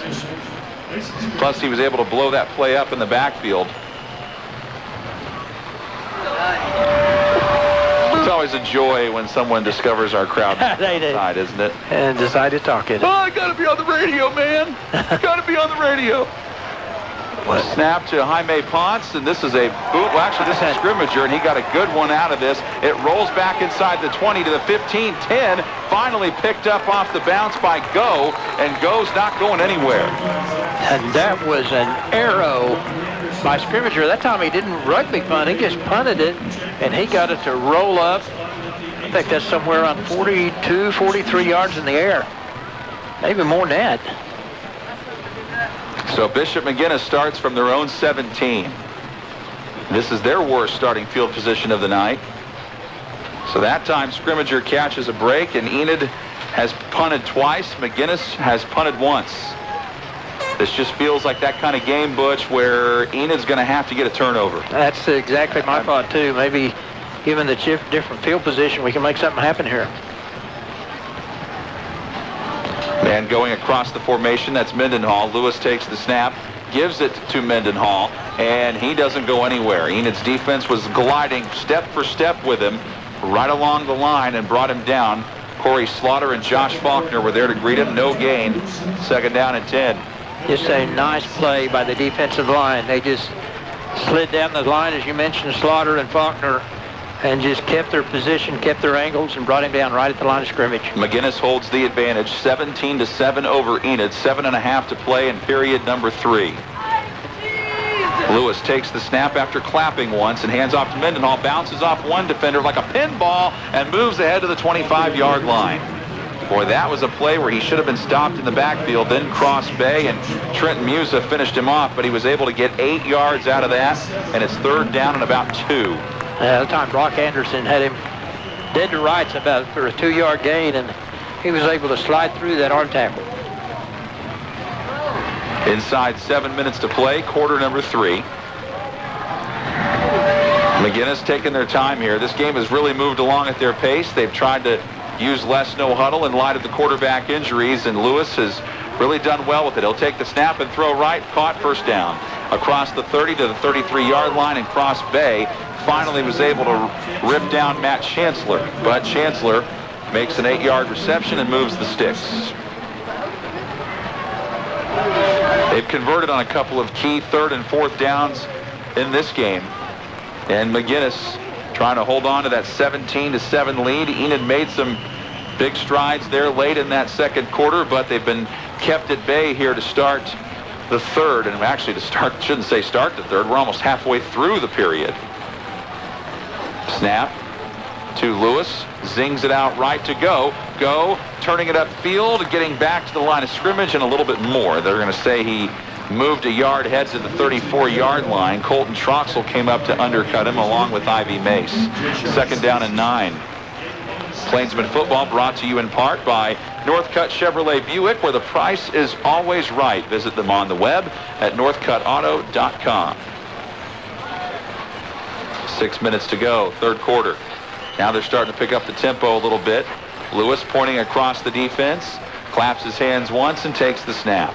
Then he guns it over towards the right side. There's Go with another catch, 45. He stops, and then he goes again out to midfield. 16 yards, and Enid's secondary sucked up on the run, and Rubel Go has taken big-time advantage of it. He already has 2 touchdown passes in this game, a 25 and a 49-yard reception. And he continues to be huge. Lewis with the snap again. He'll hand this one to the outside. It's Mendenhall. He's got a full head of steam going 45-40, and our first flag of the third quarter flies in. And I think they're going to get wide receiver Zach Siegel for maybe a hold. I think you're right. So this is the first time, by the way, in the second half that we have not had a 3-and-out. Enid got it first in the second half. So there you go, holding against Bishop McGuinness. Enid got it. And they had to punt. McGuinness went 3-and-out, punt. Enid 3-and-out, punt. And McGuinness just had a big run there by Mendenhall, called back. And now that makes it 1st and 14 for them from their own 46-yard line. That hold happened right down near the end of the play. That's why I thought it was on Siegel, because he was the only one blocking there where the flag was thrown. Pistol formation for Jarrett Lewis. Siegel's out there along with Rubel Go. They fake this one to Mendenhall, and he tries to cut up the middle, and Cross Bay was having none of that. So he faked it, and Lewis kept it, and Cross Bay said no way. And it brought him down for a loss. He tried to trick Cross, and as he dipped inside and went outside. When he went outside, Cross just went to his legs and said, "You can't move them as quick as you can your upper body," and brought him right down. Well, officially not a tackle for loss. They officially say no gain. 2nd and 14 from the 46. Snap to Lewis, throws it out left. Pass was almost intercepted. Caught by Mendenhall. He evades one defender and another, and finally knocked out of bounds by Will Phillips, who claps his hands in anger after he saw his defense give up the big play. He saved a touchdown, bumping him out at the Enid 9-yard line, but that is a 45-yard pass, setting up 1st and goal for McGuinness at the Enid 9. They lead it 17-7, trying to make it a 3-score game here and possibly be on the doorstep of putting the Plainsmen away. I'm the Booty Gang disciple. Doesn't work. 4:29 to go here in the third. Snap. Throw, back of the end zone, and it is hauled in, touchdown. What a catch. What a terrific catch there made by Rubel Go again. What a night he continues to have, his 3rd touchdown reception. Man, that was tough. We just threw that go route, lob route in the corner, and even though we had it covered, Coach Roxell was right on him. He just couldn't get his head turned around quite quick enough, and it literally slid almost under his arm to a nice catch by Go for a touchdown. This is just a testament to how good Bishop McGuinness's program has been over the years. In the face of all kinds of adversity, they have come in and played a magnificent game tonight. The point after attempt is up and through, 24-7. McGuinness now leads it with 4:22 to go in the third. You're listening to Enid Plainsman football from CTB Sports. Maybe the flu has you down, or you have a cut that needs stitches. Maybe you have a small sprain or a broken bone. Maybe you just need a physical or a blood pressure check. Looking for a family physician? Then try an Integris physician. Integris Family Care Clinics are located in Enid and throughout Northwest Oklahoma. To find a physician, go to IntegrisEnid.com or call 888-951-2277. Integris Family Care is care your family deserves. You're listening to Enid Plainsman football on 1390 KCRC and CTBSports.com. Kylie Harrison or Kylie Clark? Back here at DeBruce Selby Stadium, where the Enid Plainsmen have trailed the whole game against Bishop McGuinness, and it's just gone from bad to worse. They trail now by 17 for the second time tonight, 24-7, after Jarrett Lewis threw a 9-yard touchdown pass to Rubel Go. 3rd time that Lewis and Go have hooked up for touchdowns. That was an 8-play, 83-yard scoring drive that took 3 minutes and 38 seconds off the clock. And here is the kickoff from Bernie, and it's again a short wobbler, and a flag is down immediately. I think we're going to have offsides on McGuinness on the kickoff. Yes, we are. So that will help out Enid, and that will force McGuinness to have to kick this one away from the 35, so that should help with their field position. Plainsman football brought to you in part by Community Thrift and Gift, which is Enid's newest thrift store. They have fashionable clothing and accessories for the whole family. Shop, donate, and volunteer. Community Thrift and Gift at 130 East Randolph in Enid. So maybe that could be the start of something good there, Butch. You never know. Well, field position is important. Just, you know, I really think if we can get one first down and get our hurry-up offense to going, we can start moving the ball. But, boy, the first couple of possessions in this quarter have not been very good. Nope. Enid so far in this third quarter, punt. 2 3-and-outs. McGuinness had gone 3-and-out, but then they struck back with a touchdown drive there, and there's a line drive kick over the head of Sepsic out of bounds. I think Sepsic tried to reach up and touch it, and the coaches are telling him, what are you doing? Yeah. Don't try to touch that ball. Right, I think he wanted to receive it real bad there. I'll tell you what, their kickoff to keep it away from people has been pretty good, but they give up a few yards doing it. They've had a couple kicked out of bounds now. Well, can you blame them? I mean, they're basically saying, hey, try to score on us because we don't think you can. And Enid's offense, the way they've stagnated tonight, that's kind of shown that they haven't. So Enid gets to start this drive from their own 40. That's last time they did that was back in the first quarter, and they were able to march to the 4-yard line at Bishop Kelly before the drive ended with an interception by Darian Goins. Goins takes the snap and hands this one off to Marlo Hughes, who goes straight into the middle of the pile and only nets 2 yards. So, again, credit the Bishop McGuinness defense, led by Morgan Lau yet again, also in Josh McDaniel, and it's 2nd down and 8. You know, our line hasn't been able to really move people away, nor give Goins as much time as he's liked. Did a pretty good job. That made a few holes on big plays. Cross Bay is in at tailback. He will get the handoff from the pistol and get some positive yardage out of it to the 45. So he gets 3 before he was pulled down there from behind by Davis Lauderdale. 3rd down and 5, and can't really overstate the importance of a conversion here. I mean, Enid needs one in the worst possible way, down 17, 24-7 with 3:25 still to go in the third. Snap to Goins. This time it's Phillips with the carry. He's got the first down and has his legs taken out from underneath him at the 48-yard line. Dominic Johnson undercut him there. Nice tackle. So that is a gain of 8 yards and a first. Now Enid trying to get this rhythm going. They want to try to get this no-huddle rhythm that they like to have. Maybe that'll ignite it. Snap to Goins, handoff Phillips, getting to the outside, stiff-arming one guy, 45-40, flag. Now the question is, I didn't really see a whole lot else over there. I think here's what's going to happen. I believe our receiver on that far side blocked below the waist.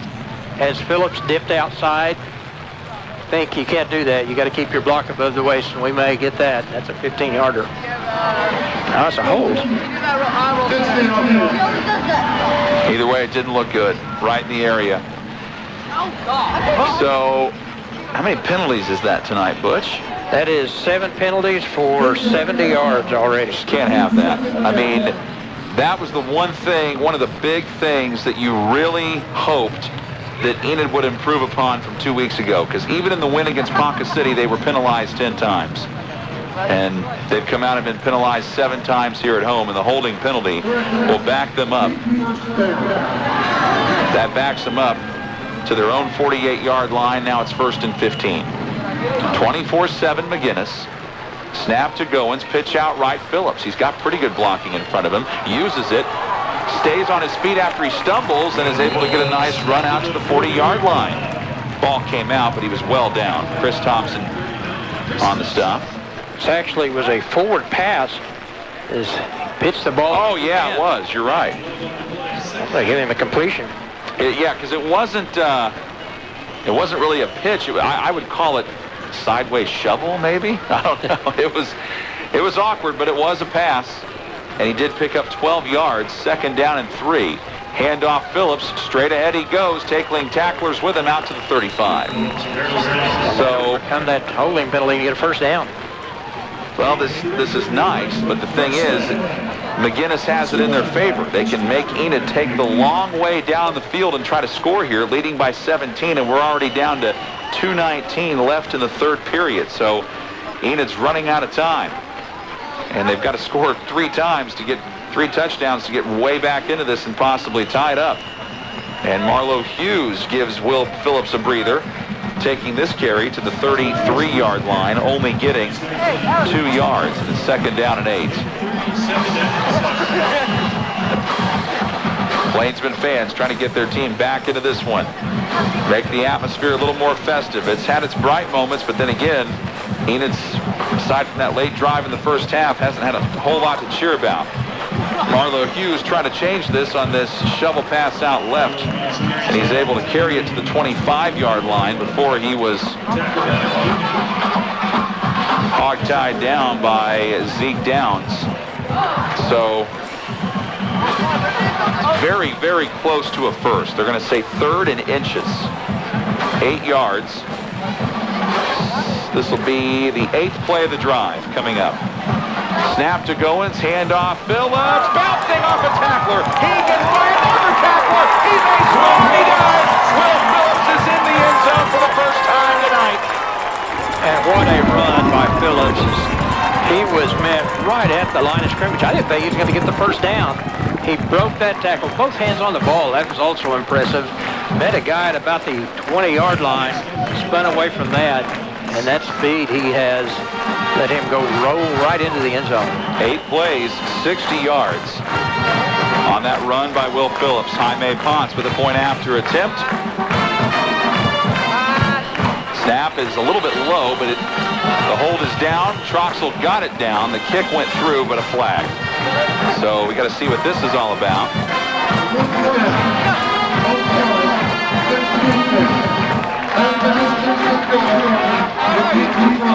Sort of hard to hear the official over the Enid High pet band, but what he said was encroachment on the Bishop McGuinness Fighting Irish, which would basically move the point after attempt from the 2 to the 1.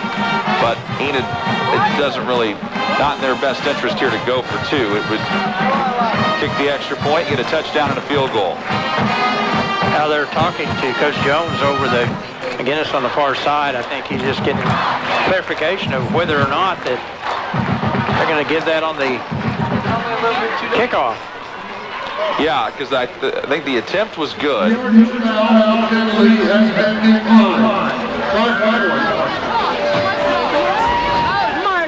Okay. It declined the penalty. Okay. I thought the ball went through. Yeah, I guess they must have killed it, though, right when they saw the encroachment penalty by McGuinness.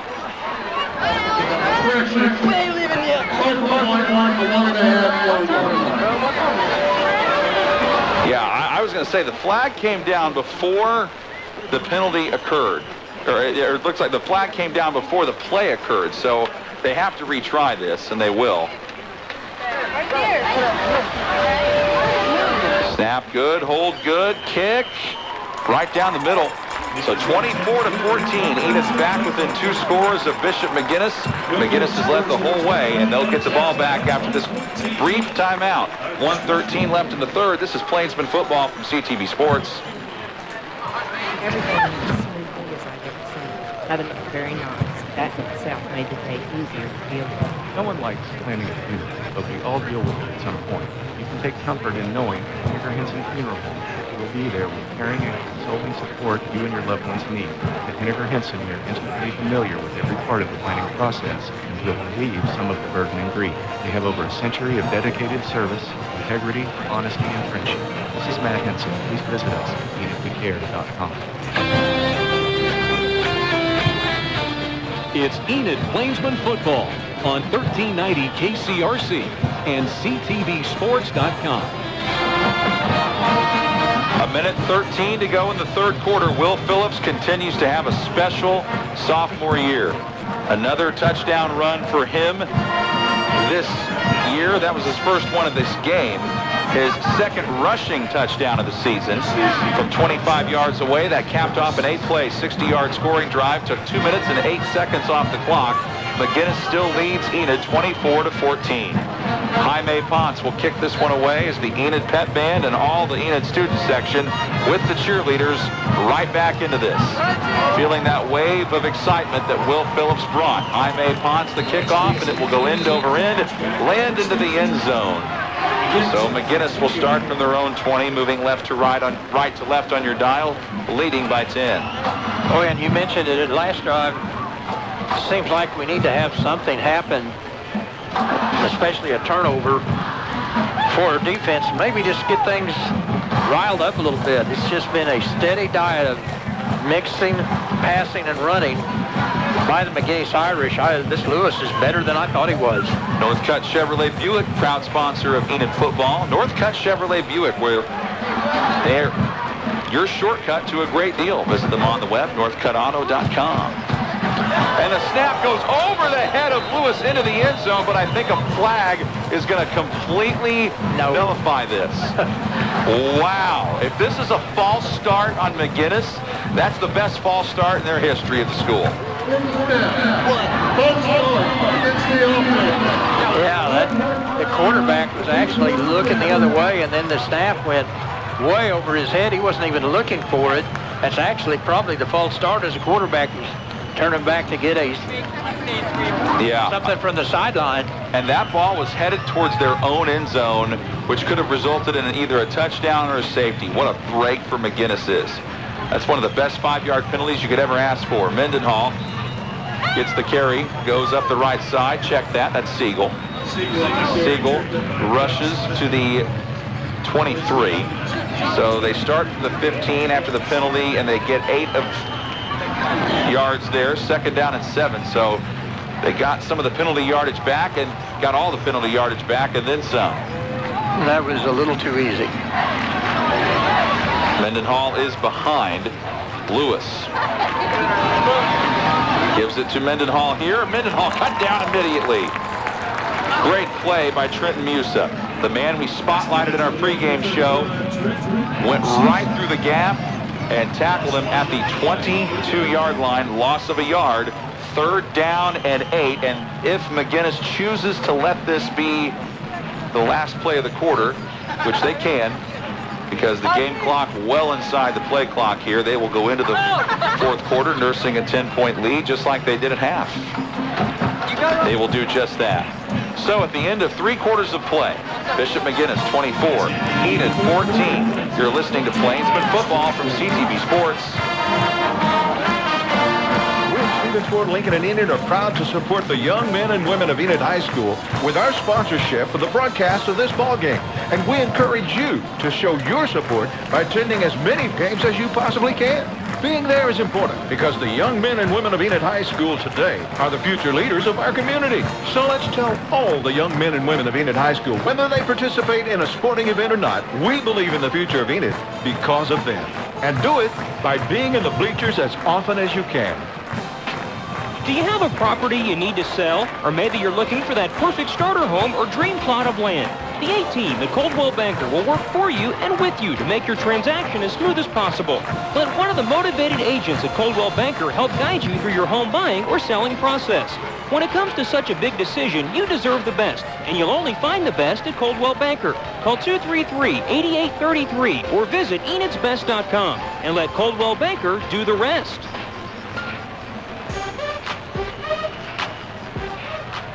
It's Enid Plainsman Football on 1390 KCRC and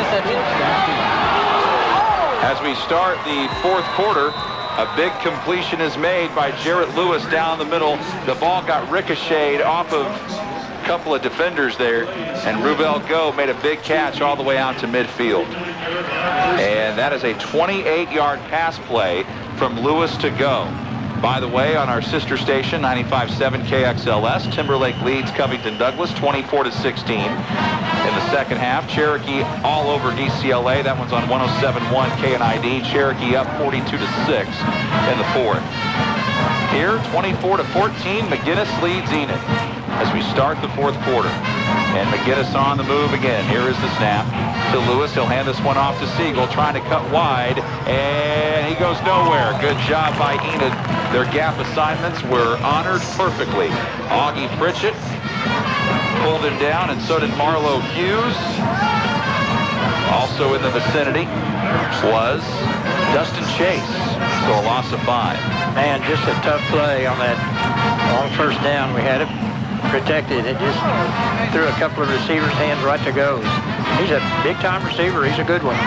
Boy, and then when on that big 28-yard pass play, this close to being an interception. It was so close. Second down and 15 for Lewis. Here's the snap. He steps up, guns down the left sideline, tipped in the air, incomplete. So he almost got picked off earlier, and he nearly got picked off again. Good coverage out there by Marlo Hughes and Jay-Sean Sears. Third down and 16.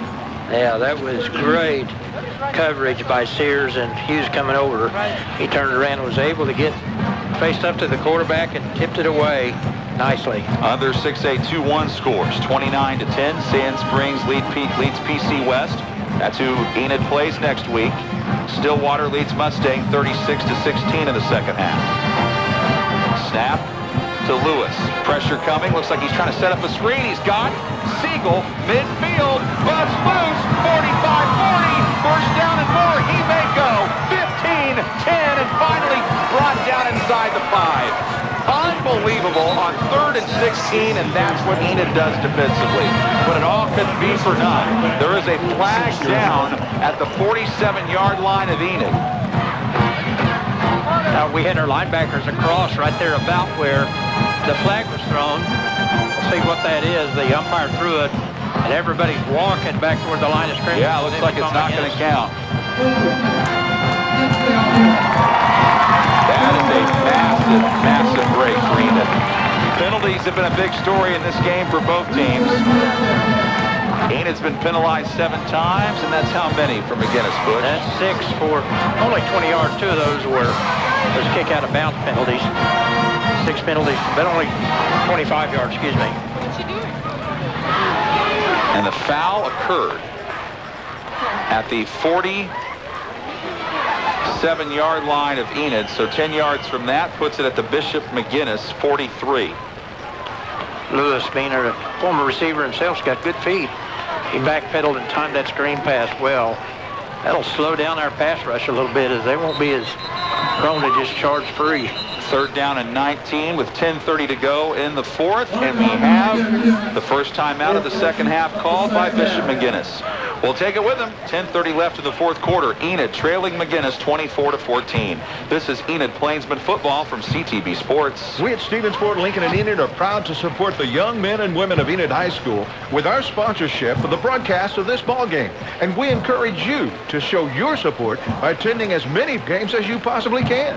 Being there is important because the young men and women of Enid High School today are the future leaders of our community. So let's tell all the young men and women of Enid High School, whether they participate in a sporting event or not, we believe in the future of Enid because of them. And do it by being in the bleachers as often as you can.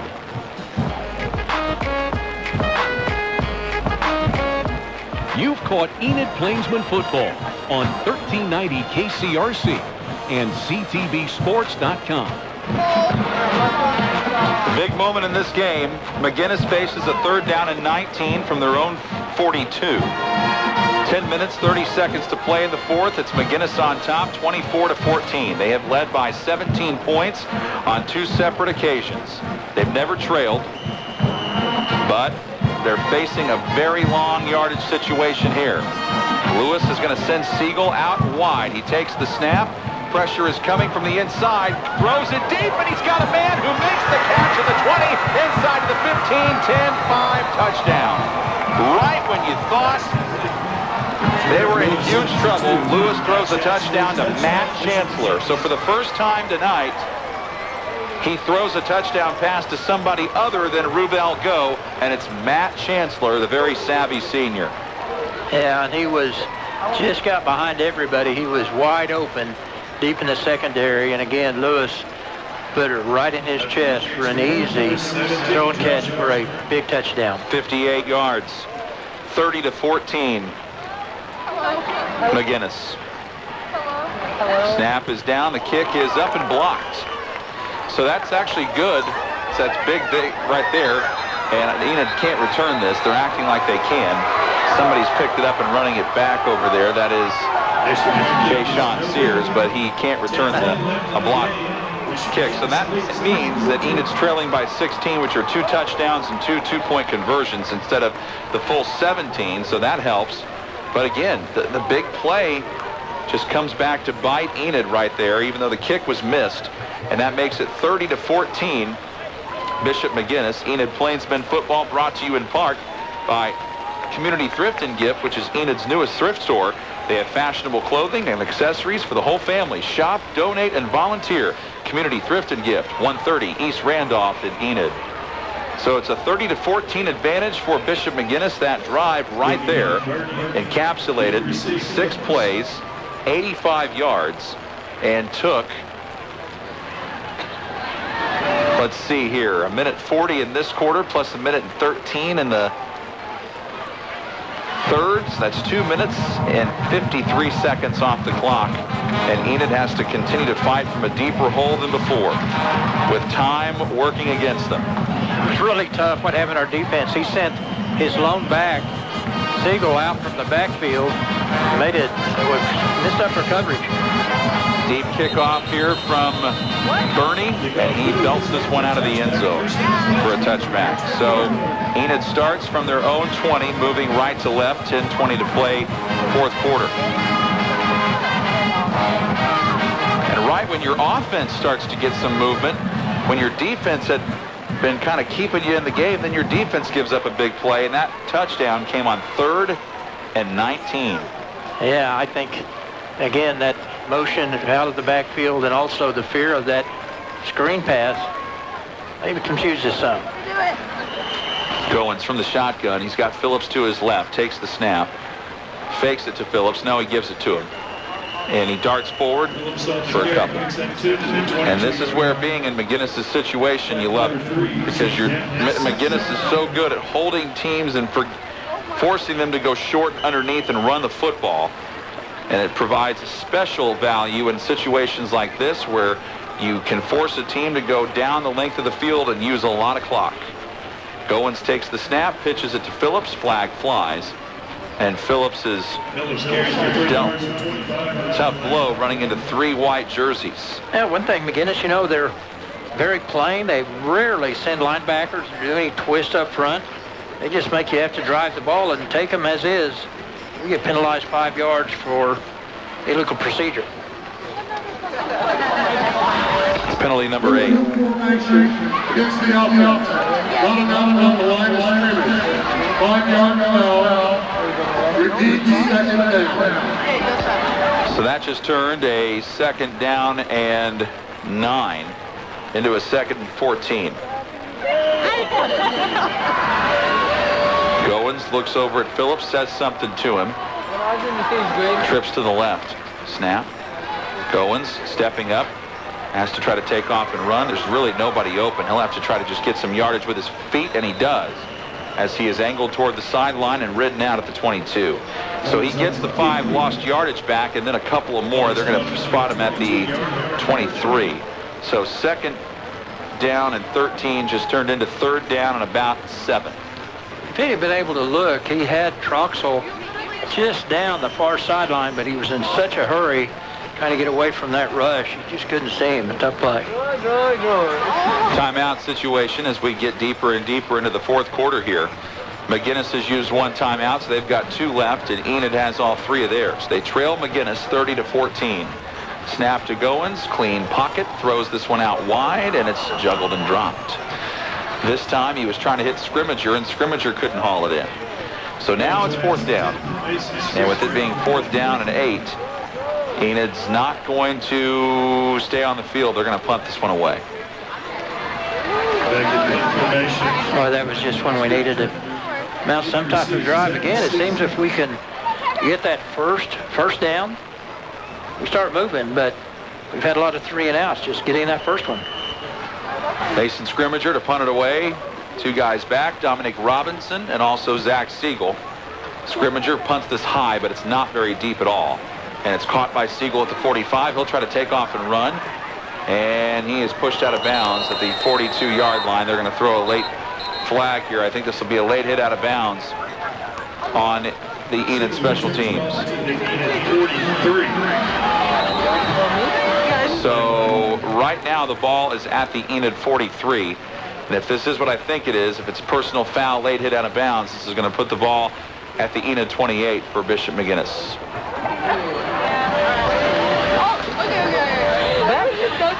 Official still talking it over. Again, once we're done with this games and all of our games are over, it's the Dobrinsky Automotive Scoreboard Roundup on all 3 of our stations until midnight tonight. It's been a beautiful night for football. The ring run back. First one foul. Gets to the season lead. 15-yard foul. First down. Wow. So it's against McGuinness. Well, this is where McGuinness has left the door open a few times with some silly penalties, and that one was one of them. So instead of having it in Enid territory, they have it from their own 42. That's their 7th penalty. It's been a pretty penalty-filled game. It has been. Try to get to, 4 or 5 is acceptable, depending on what they are. But boy, it was a lot by both teams. Sure have been. This game got started 30 minutes late. Bishop McGuinness had a bus malfunction. Forced the game to start a half hour later. And there is Colby Mendenhall with the carry. Got no gain. Augie Pritchett, Josh Faulkner put a quick stop to that one. 2nd and 10. 30-14. McGuinness has the lead and the advantage of time in their favor as we roll inside. 9 minutes to play in the 4th. Oh, no. Let's see if we can stop that passing game. They've been really tough on our secondary with some deep passes to Siegel and Go.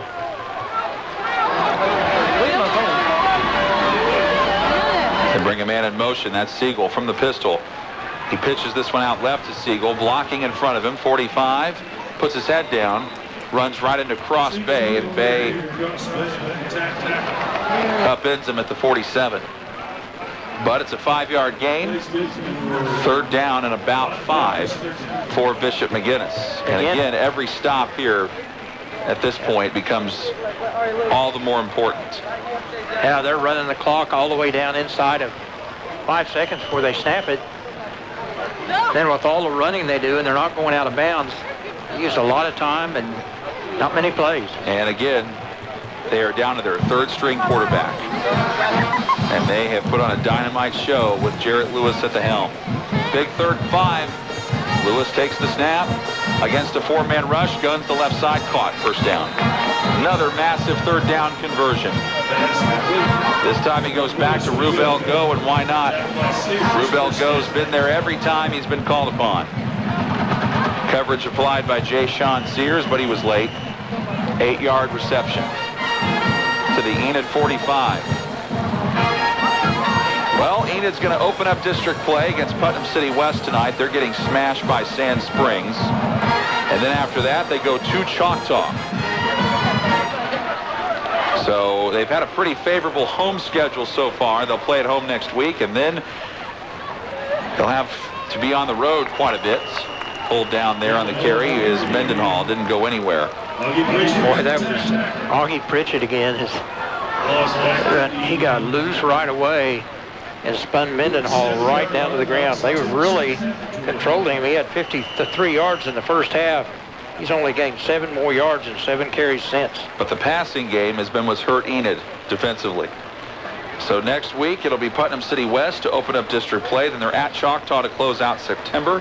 Home against Deer Creek Edmond to open up October. And then 3 of their last 4 are on the road. That's Enid's schedule to come.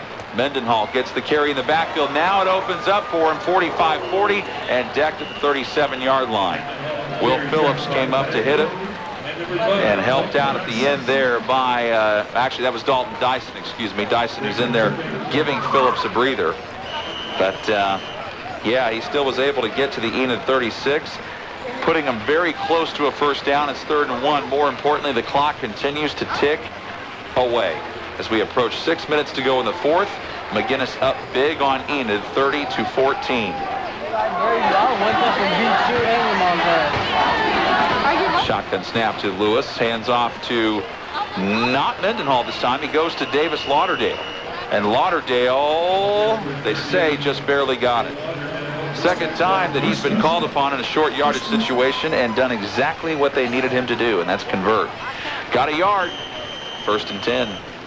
Fresh set of downs. Clock moves and getting to the point of the game where the folks are starting to file out as they sense the end of this one. I was like, I thought it's spilled milk. And I spilled that shit. Corey Slaughter slides into the game. He's been in and out of the game some. I don't know whether it's because of injury or just the personnel situation. Just his place, Chase's place. Pitch to Siegel, 35-30, 25 out of bounds. This could be a late hit, and it is. And that's unfortunate because Austin Loza is now in, and he tried to get over there and make the tackle. But he was his momentum was carrying him out of bounds, and that's what made the official throw the flag. Well, based on who we see out there on defense, Butch, there are some starters still out there, but there's also...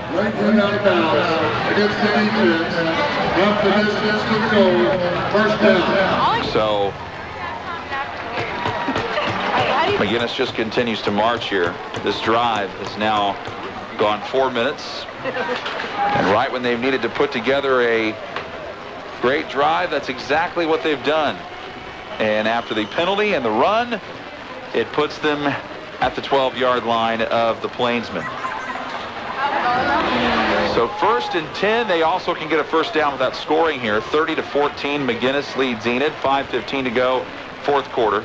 Snap to Lewis, handoff Mendenhall, starting up the middle, cuts back left, and he'll be pinned down at the 1. They're going to say he got in. It's a touchdown, but I think that's going to get called back. There were 2 flags that just soared into the area of the offensive line. So I think this one is going to force Bishop McGuinness to retreat here. That's awkward. I feel awkward as shit when I forget my time. I gotta run across my hallway like Well, Bush, what you got to say? It's been a whooping. Yeah, man, it's physically a little bit tough. Actually, our defense held up really good. Those 2 penalties, one was for a chop block, the other was for holding, both against McGuinness.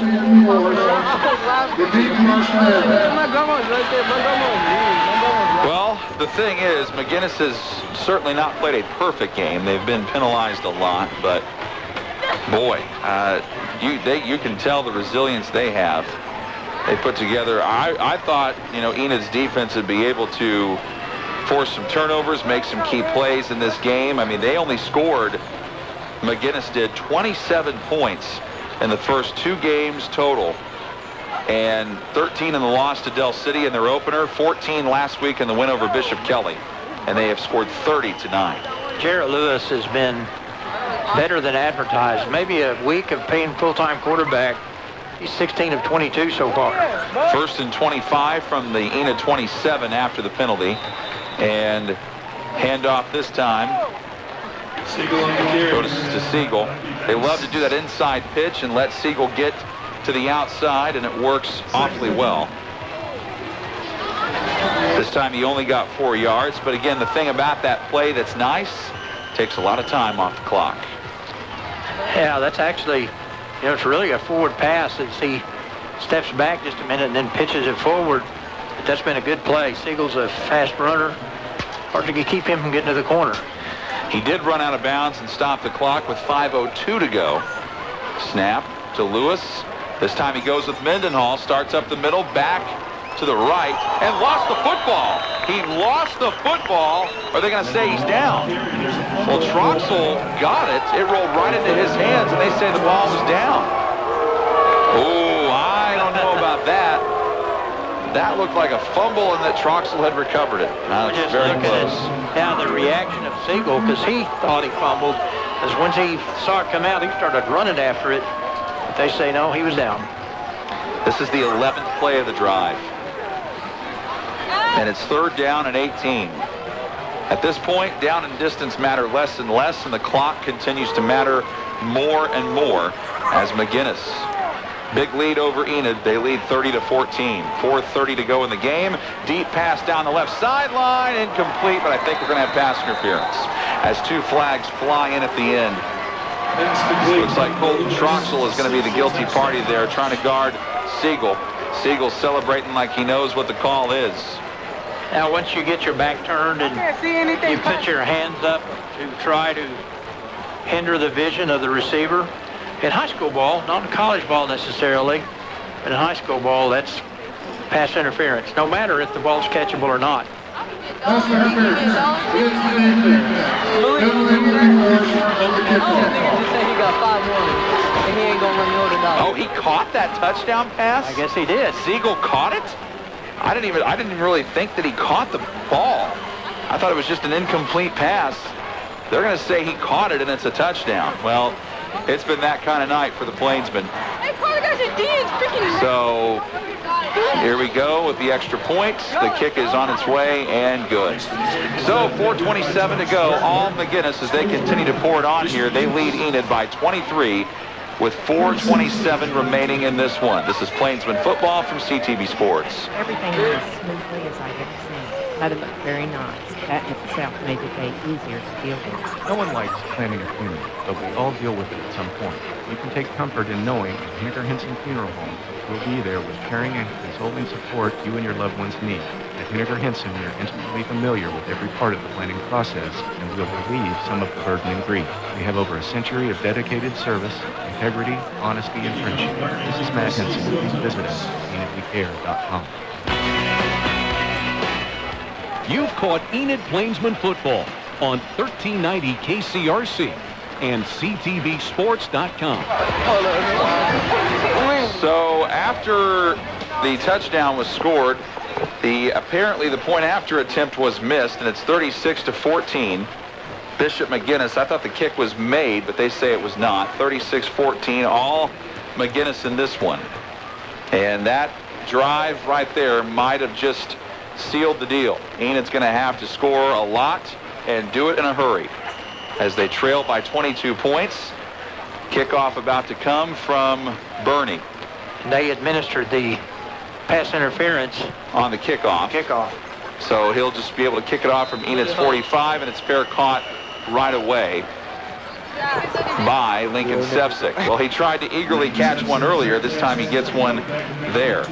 So Enid will start this drive from their own 11-yard line.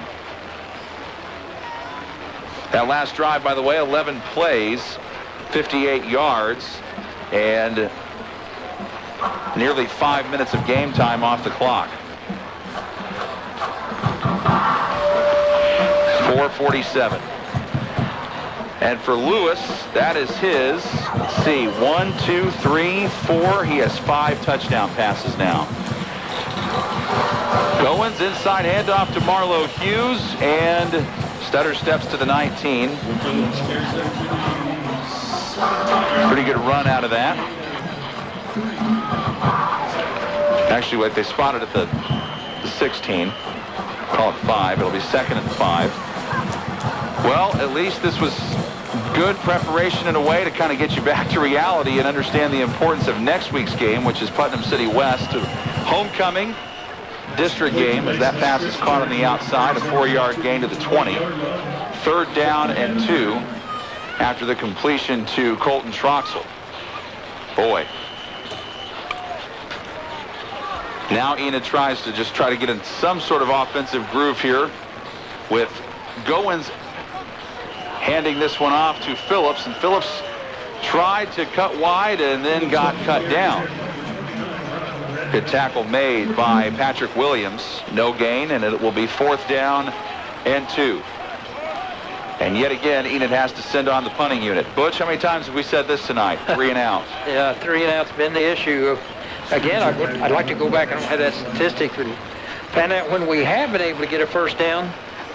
What's been our success? I think it's been pretty good. Just haven't been able to get that first one. Unfortunately, a lot of those plays have been when Phillips has got a big gain on a run, but then again, that's only going to happen so often. Eventually, they're going to stop him and key in on it. A flag comes down before the play starts.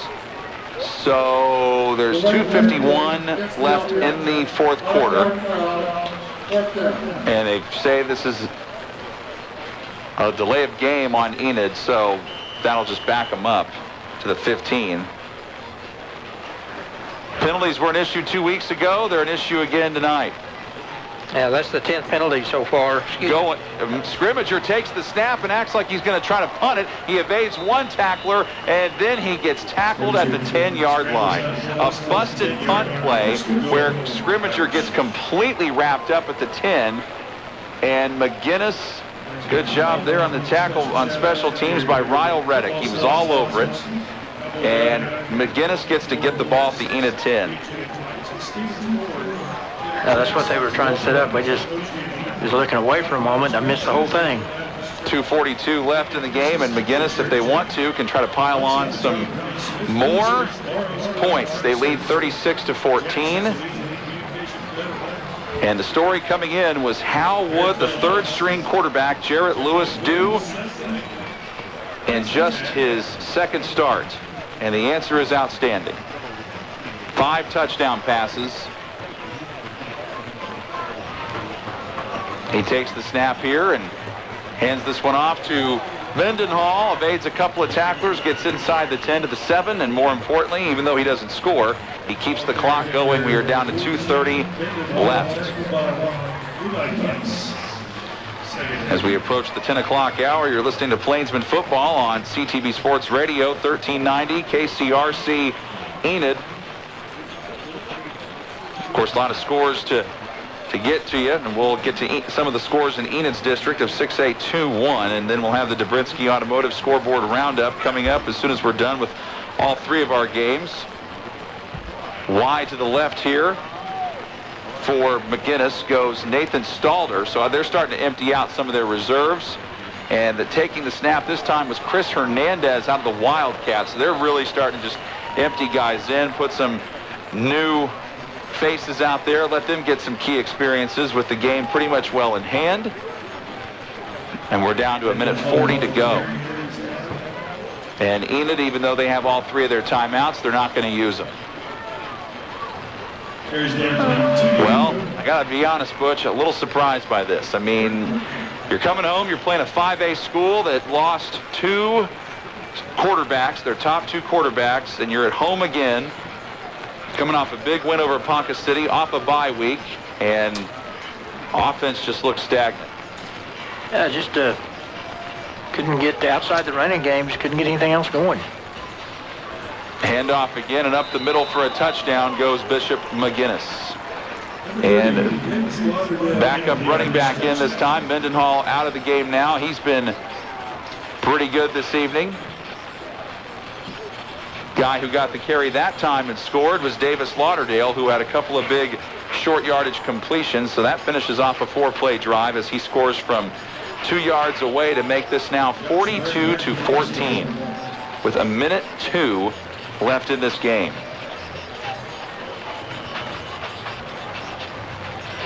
Well, it's going to be a very fun, entertaining week with homecoming.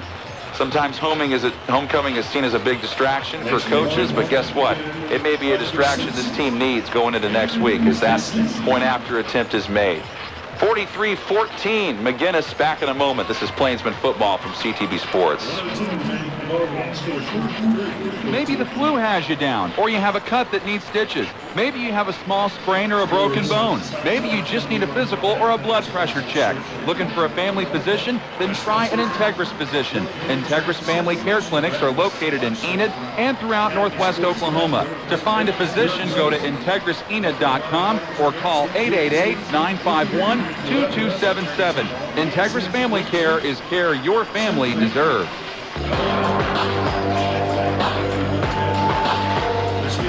It's Enid Plainsman Football on 1390 KCRC and CTVSports.com. 1:02 to go in this one, 43-14, Bishop McGuinness. So Enid's going to drop to 1-2. And, you know, Butch, they say the road to success, it's always under construction. It's not built overnight. Rome was not built in a day, whatever you want to call it. Enid's made some good strides through their first 2 weeks, but boy, do they have a long way to go. Colton Troxel will fair catch this kickoff at the 16-yard line. So this is a shocker. This is going to be a very tough pill for everybody on the Enid coaching staff and the players to swallow. Even if you lose to McGuinness, who is traditionally a very good program, I don't think anybody saw this coming. A 29-point loss unless they score here with 1:01. Yeah, just the first half is kind of what we thought, a defensive battle. We had a chance to go ahead in that first drive. Who knows how that affects some of these young guys' psyche. Didn't make that happen, and then we got behind, and then this quarter Lewis has been tough. And here's the pitch, this time to Marlo Hughes, as he gets decked at the 15-yard line for a gain of 2. So if Enid wants, they can run a couple more plays as we are down to 45 seconds left. You know, Coach Hayes said he kind of wished he would have had the bye week before his first district game. I think it's better that it came before this one, honestly. When you take a week off, sometimes it's not the best thing in the world. I don't know if it had any effect on this game, but this was simply not the team that we saw against Ponca City or Guthrie. It just isn't. Yeah, pass incomplete to Scrimmager. Just haven't really found a rhythm, and I don't know, maybe the week off, maybe that's a bad thing from that standpoint. You just get out of that habit of that schedule where you do offense on Monday, defense on Tuesday, a little of both on Wednesday, special teams Thursday, and then a game Friday, and maybe those extra days. Well, and what also didn't help was the fact that they played a Ponca City defense 2 weeks ago that plays nothing like this one. Yeah. So maybe the adjustment affected it. I don't know. Another handoff to the 20. 15 seconds to go. And that can be the last play of the game. And mercifully, I hope it is. Yep, it is. So a rough night for the Enid Plainsmen. They return from the bye week and get bulldozed by Bishop McGuinness. They lose this one 43-14. And as teams will line up and shake hands at midfield. Well, we'll recap this one. We come back. We'll give you the final stats and numbers. And Enid's got to get their mind right for what will be a big game next week. The games are going to start to matter more and more and more as we go forward. Here's how Enid's district schedule shapes up. They'll be home against Putnam City West next week. Then they go to Choctaw in 2 weeks to close out the month of September. Home against Deer Creek Edmond on the 7th. Then there are 4 final games. 3 of them come on the road. They'll be at Lawton, at Stillwater, home against Midwest City, and then at Putnam City on a Thursday night to close out the regular season. The best thing to say about this one, it was not a district loss. It was the final non-district game of the season for Enid, and it did not go well. They lose to Bishop McGuinness 43-14. We'll put a wrap on this when we return in just a moment and give you the final stats and numbers, and also lots of scores to get to as well. You're listening to Plainsman Football from CTV Sports. We've been making ag loans since we first opened our doors. We are experienced professionals. There's a lot to know as the face of agriculture keeps changing with the times. When it comes to agriculture, you can count on our experience. Get your